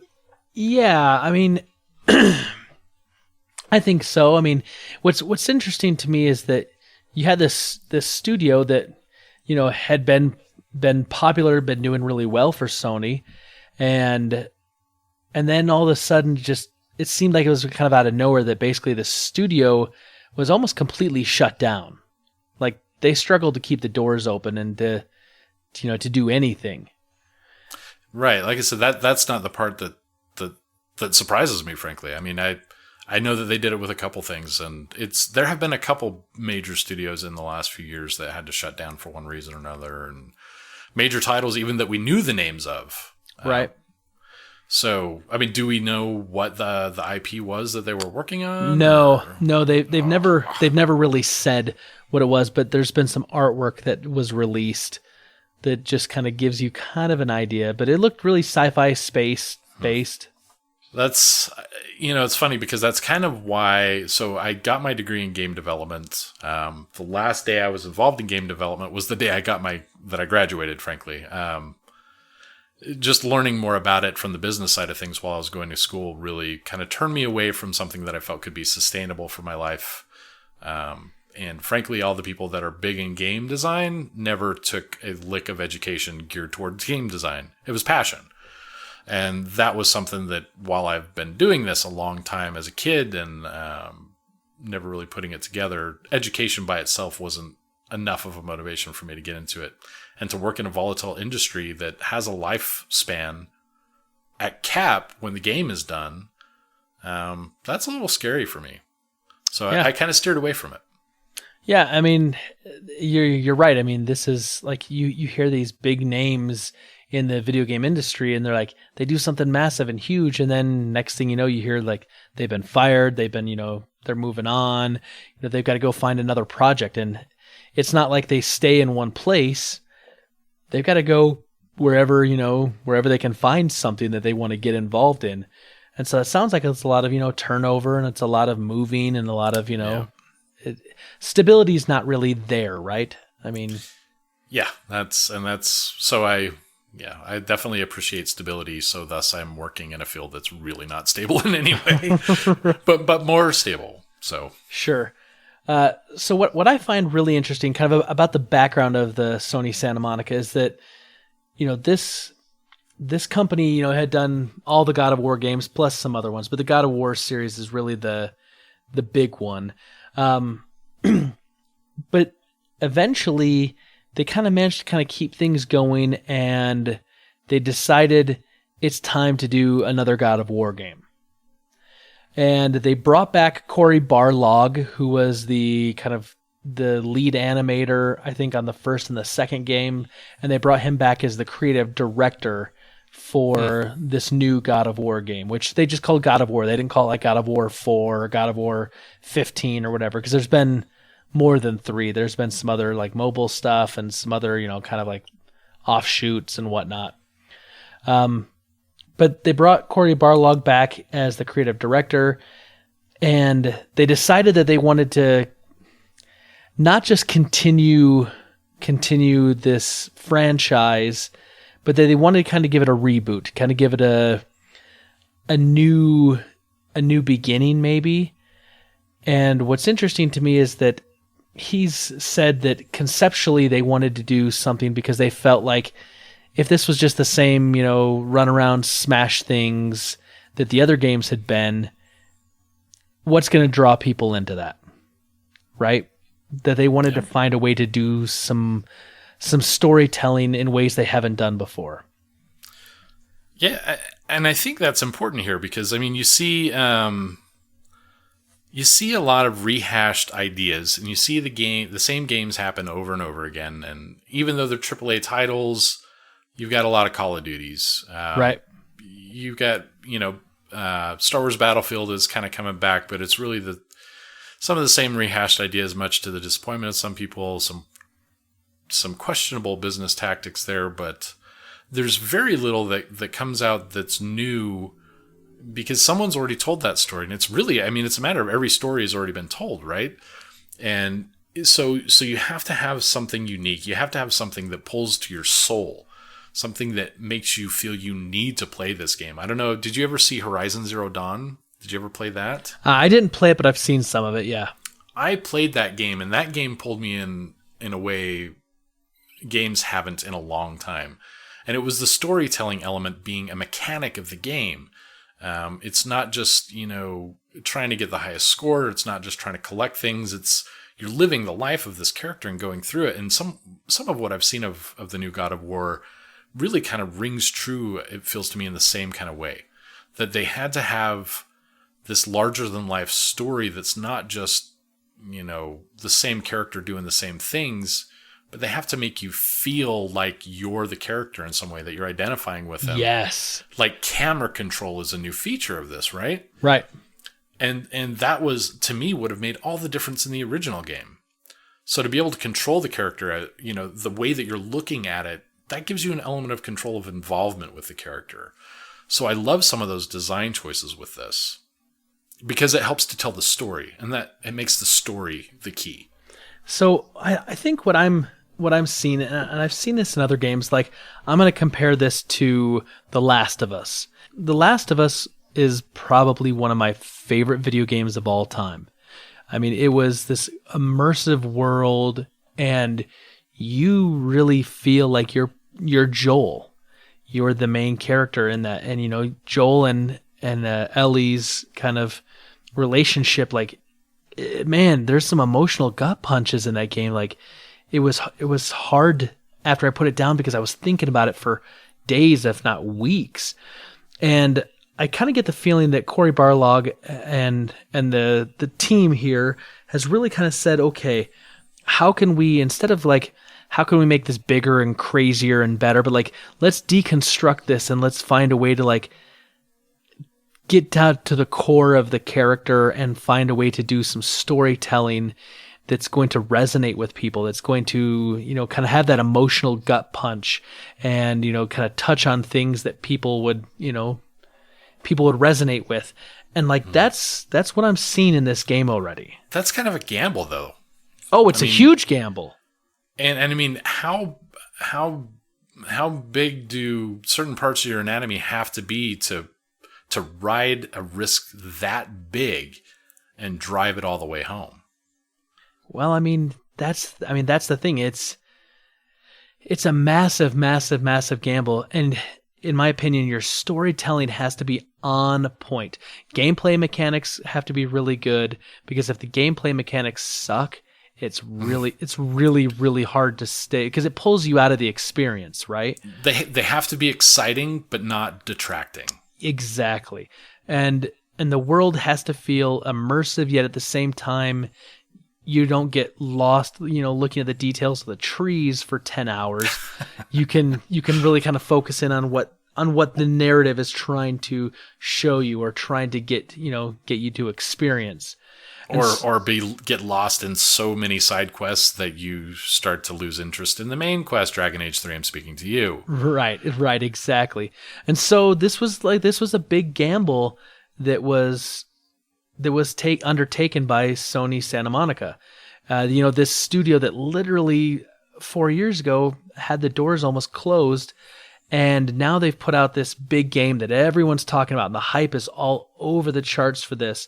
I haven't seen a game this hyped in quite a long time, which brings us to, I think, the main thing you and I kind of wanted to touch on. Mm-hmm. And why don't you talk about this? Because I think you and I can talk about this, in circles for a little while if we wanted, but right. Well, I mean, you mentioned Cory Barlog, so creative director for the game, the guy that took the biggest chance, the guy that literally families ultimately were relying on to deliver a successful project to keep everybody fed. Right. Or you end up with that layoff again. And I mean, to have a gamble like that, you're not just risking it all. You are convincing someone who's got some purse strings that that's an amazing idea, and that you're going to deliver on it. So yeah, long story short, 5 years, which is a milestone in life. I mean, most people's lives will change in some way in 5 years. People have kids, and the kids are like up to 5 years old at that time. Right. This is a major chunk of people's lives. So he's leading the flagship here. He's convinced people that his vision is enough, not just to continue on with the game, but to keep him in charge, to keep everybody employed. So this is not insignificant to his life. This is not going to the same job for 40 hours every week. This is his soul. So they release the game. He starts recording his reaction to going to Metacritic. Hasn't seen anything yet. I guess apparently hasn't really even intended to release the video at all. And I'm sure if things had gone differently, he might not have. Right. Like, wah, wah. Oh, well, I'm out of a job. Yeah, that's not going to go well. So he records this reaction video. And he clicks on Metacritic, which I want to talk about that a little bit more after this, but and he did release the video, so it's available. Kotaku's got it. I'm sure a few other people have it. And if you have any interest in the human side of game development, you should definitely take a look. Yes. He clicks on the review, and you just see like the blood just drop out of his body at the moment he clicks on it. It's I think it was at the time it was a 90. Yeah, it was a 94. Which, if you're familiar with Metacritic, to get over 90 usually requires bribing a mafia boss or something at that level. Right.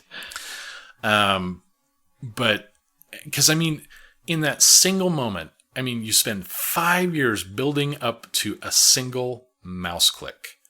You click that link, and it validates every choice you've made for 5 years. It's backed you up on selling your pitch to the producers. It's everything that you've done is right. It tells you that you made the right choice when that could have gone the other way, and your life in that mouse click, your life is at a crux, and it could have changed for the worse. It could have changed for the better. Fortunately, it works out. He drops a couple F-bombs. You can tell his demeanor is like entirely changed after he sees this. But then he goes on to talk about, how this is a major part of his life and that he's so proud of everything. And ultimately, the reason that he decides to share this video, it's not to get attention. It's not for marketing. And you can see the sincerity in his voice. And I know many people may say certain things that they're not doing to get attention. Right. But he wants to release this video not for his fans, not for his coworkers. He wants his son to see that it's okay to cry. I love this. That you have such, because this is not insignificant. This is not, oh, I stepped on a Lego, therefore, boo-hoo, pour water out of my eyes forever, and that's okay. It's, you have this major emotional experience. React to it. Be human to it. Be affected by it. Allow that to happen, and don't be ashamed or afraid to do that. What I love about this is that he says that his son right now is kind of going through this phase where when his son gets sad or angry, like he runs into the other room because he doesn't think that he should let his family see him cry, and that, you know, if they try to come in and comfort him, and like he yells at him like, get away, like don't see this. And so he wants his son to know, like, sometimes we cry when we're happy, sometimes we cry when we're sad, that it's okay to cry, it's okay to show emotion. And that's why he decided to release that video. That like rips my heart out, because I've got a son. I've got two sons. And I know what it's like when you see, you know, like your kids like struggling with something, and they don't want to maybe necessarily want to be looked at or viewed, because they're afraid of, you know, that maybe they're going to be judged on how they're reacting, or they're not sure how to react. And so I love that this was a moment he's doing this and releasing this because he wants to use it as a teaching moment for his son. Like, that's the real human aspect of this moment. Yes, the validation of 5 years of his work. Yes, the validation of every decision he's made and all the people that he's worked with. But also that he wants to say, look, it's okay to have an emotion. It's okay to experience things. You know, this is part of the human experience. This is part of who we are and what makes us who we are. I love that. See, this whole thing right here makes me want to play God of War more than any other aspect of it. Yeah. Just to even if it's just to throw $60 at this guy to say, hey, you did everything that I hope I can ever do in a situation, from beginning where you sold this to the very end where you use it to validate your son. Yeah. It's you know, it's like you were saying, there's the human people, right, that make the video games. How often does a video game come out? You know, let's say like Star Wars Battlefront, right? That comes out, it's a big EA title, and there's loot boxes, and it's easy to like talk about the controversy of loot box and all the junk that goes on, and we just look at this as like, it's a big corporation that's putting out this game, and they're just trying to, you know, suck more money out of us, and da-da-da-da-da-da-da-da. But here's a guy crying on camera, just saying like, I feel so good that, you know, that this, you know, that everyone loved it, and that this is, you know, a good thing, right? And he's willing to say like, I'm doing this, you know, and I'm releasing this because I want my kid to see it. Well, it's funny you mention it, because there's like, in those situations where you have these questionable loot box things and like that, you have, the perception is EA is this major company, and when the reality is it's like, there are legitimately like 3 or 4 people or a board or whoever who are sitting around going, we're going to get all the money. Right. And I mean, they're real, and that is what drives them, but they are directing the 99% of the rest of the workforce that are there to make money doing a job, hopefully that they're passionate about. Right. And the real people with real jobs, real problems, whose livelihood is affected by this, both in the here and now, because it's what pays their bills, plus, you know, you're in game development. If you're a senior developer, you don't get there without AAA titles under your belt, that kind of thing. So in this case, in God of War, you have Barlog, who is one of those people in the position to be the evil villain, but he's not. Right. He's a guy that has the vision right, and has taken this and propelled it into something that hopefully becomes legendary and hopefully inspires other people. I know I can't imagine being on this guy's team and seeing this video and not wanting to work for him for the rest of my life. Yeah. And then you have other designers or would-be developers or even kids that are seeing this game, see this article for some weird random reason. They hear about it on this podcast, whatever the case may be, and they run into that, and that inspires them to want to get into it. I didn't choose game development for a few very specific reasons that apply directly to me. But if that's your passion, follow your freaking passion. And hopefully you get lucky enough to work for a guy like this or on a project like this. I had so much love for this guy in this situation. Yeah. Yeah. Just, it's such a wonderful thing to see. I'm so glad he released this. But what's interesting to me though is like his life came down to a Metacritic score, like for the last 5 years, right? That was the thing. Like that was what everything hung on. And if you're not familiar with Metacritic, it's basically, kind of the, I don't know, it's how to put it. It's the EA of game reviews. Right. But it's if your Metacritic score gets really like a low score, the likelihood that people are going to check out your game is pretty low. If it gets a really high score, the likelihood it's going to be a big title and it's going to be checked out by a lot of people is high. And it's, critics and go if it's on. over 90, it doesn't even matter whether you pick up the game or not. Your game has sold millions and millions of copies. Right, exactly. And it's an interesting thing because, like, I don't know, Stu, you tell me. I think we live in this era now where we're like more hyper sensitive to people's critical reviews or to reviews of just, people in general about something versus actually like taking it in. Like, what was the last movie you saw without knowing anything, without hearing the reviews? Because we know that these things exist, right?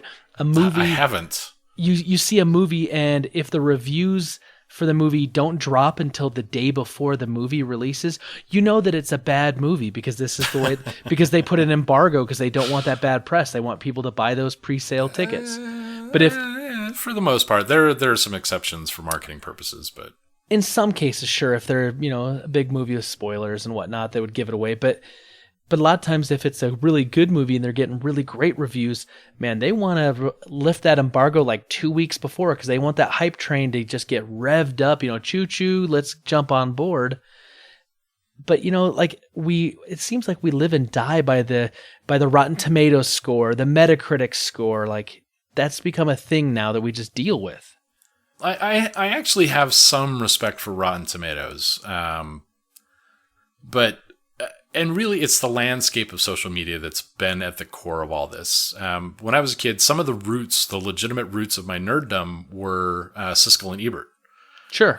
Yeah. I was the weird kid that would watch the Muppets, watch Transformers, and watch Siskel and Ebert. That was my form of entertainment, and I actually loved the talk about the movies, and just as much when they had negative things to say about it because it was usually raw, and there were actually some controversy that came about for the last couple of years of that stuff. But for the most part, that was what I imagined professional reviews to be, and that was, got my interest or not with something.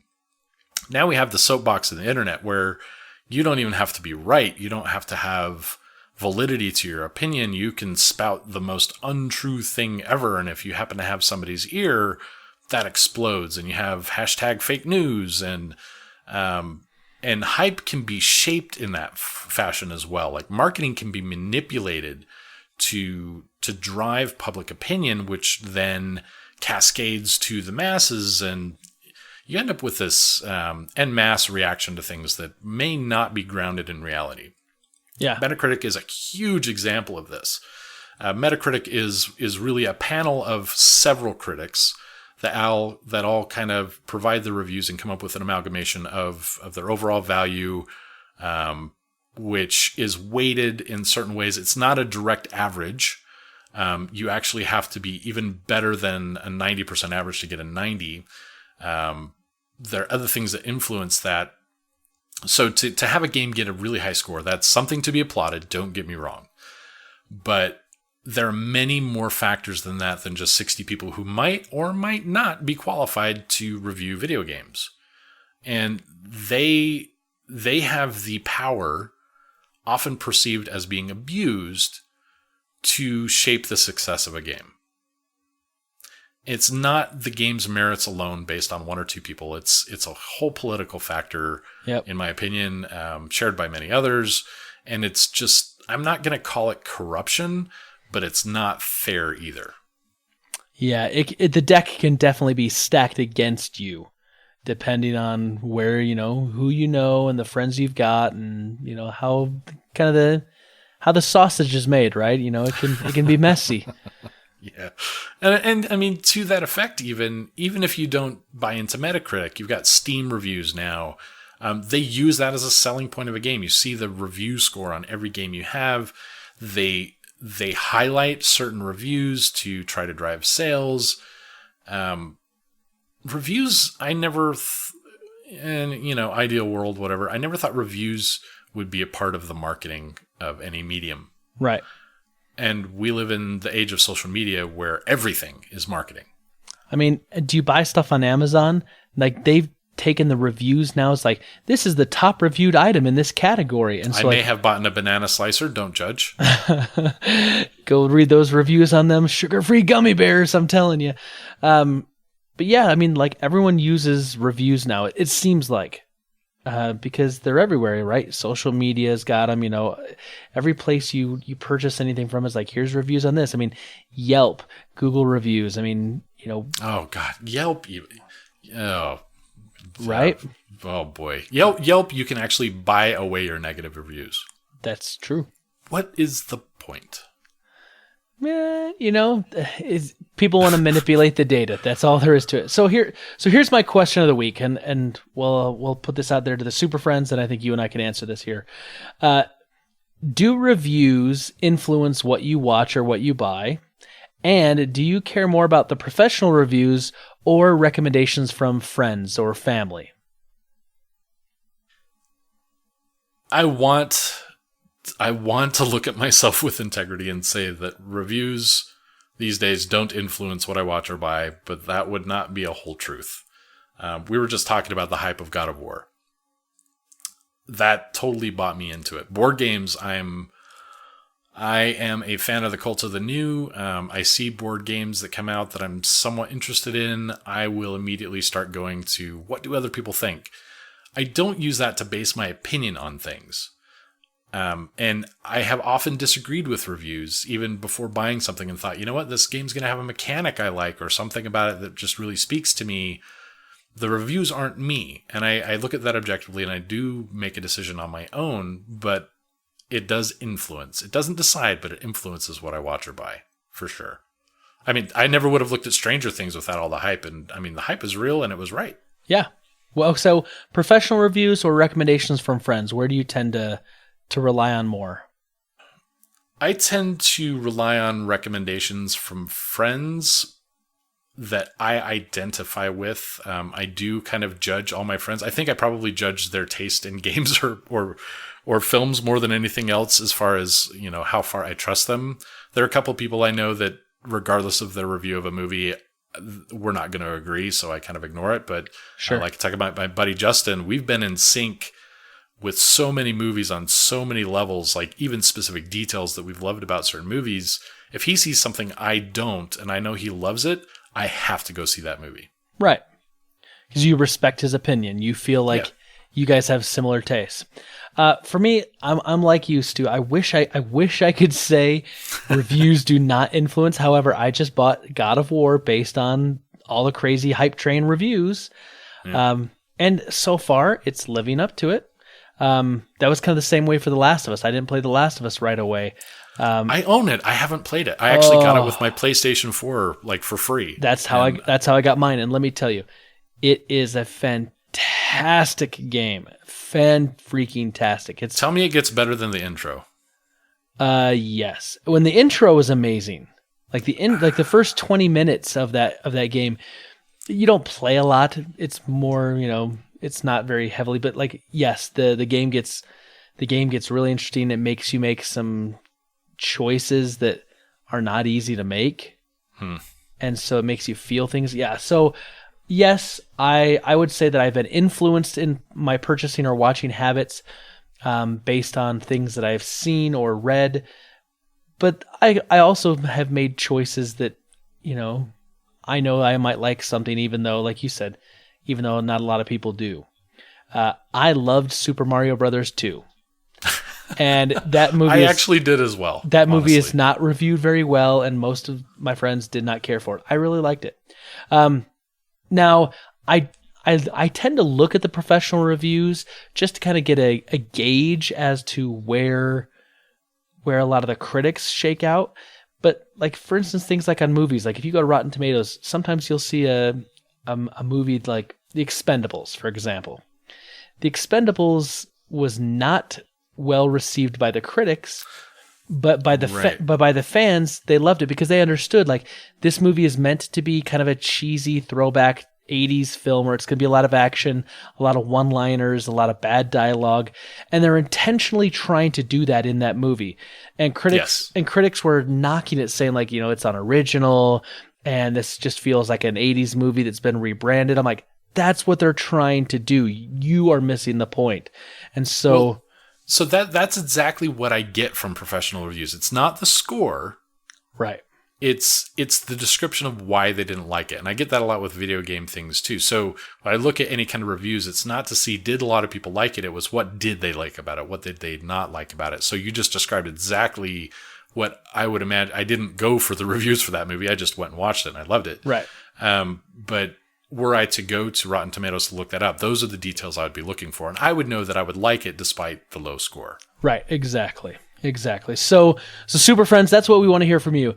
Do reviews influence what you watch or buy? And do you care more about the professional reviews or recommendations from family or friends? Let us know. You can get us on the Gmail, fortofnerd@gmail.com, Facebook, facebook.com/fortofnerd, Twitter @fortofnerd, or voicemail 801-477-7687, and you can leave us a little message. Stu, thanks for coming on the podcast once again. This is once again a lot of fun. It's been my pleasure having you on, and we got to do this more often. I agree. I would definitely like to show up, every now and then. Like I don't know how often you want to do this, man. Maybe like next Monday we can talk some Avengers: Infinity War. Oh, I was wondering if we were gonna get around that. Yeah, we gotta. Let's do it, man. Let's do it. Well, from all of us here, guys, at the Fortress of Nerditude, to all of you out there, wherever you may be, may the Force be with you. Always.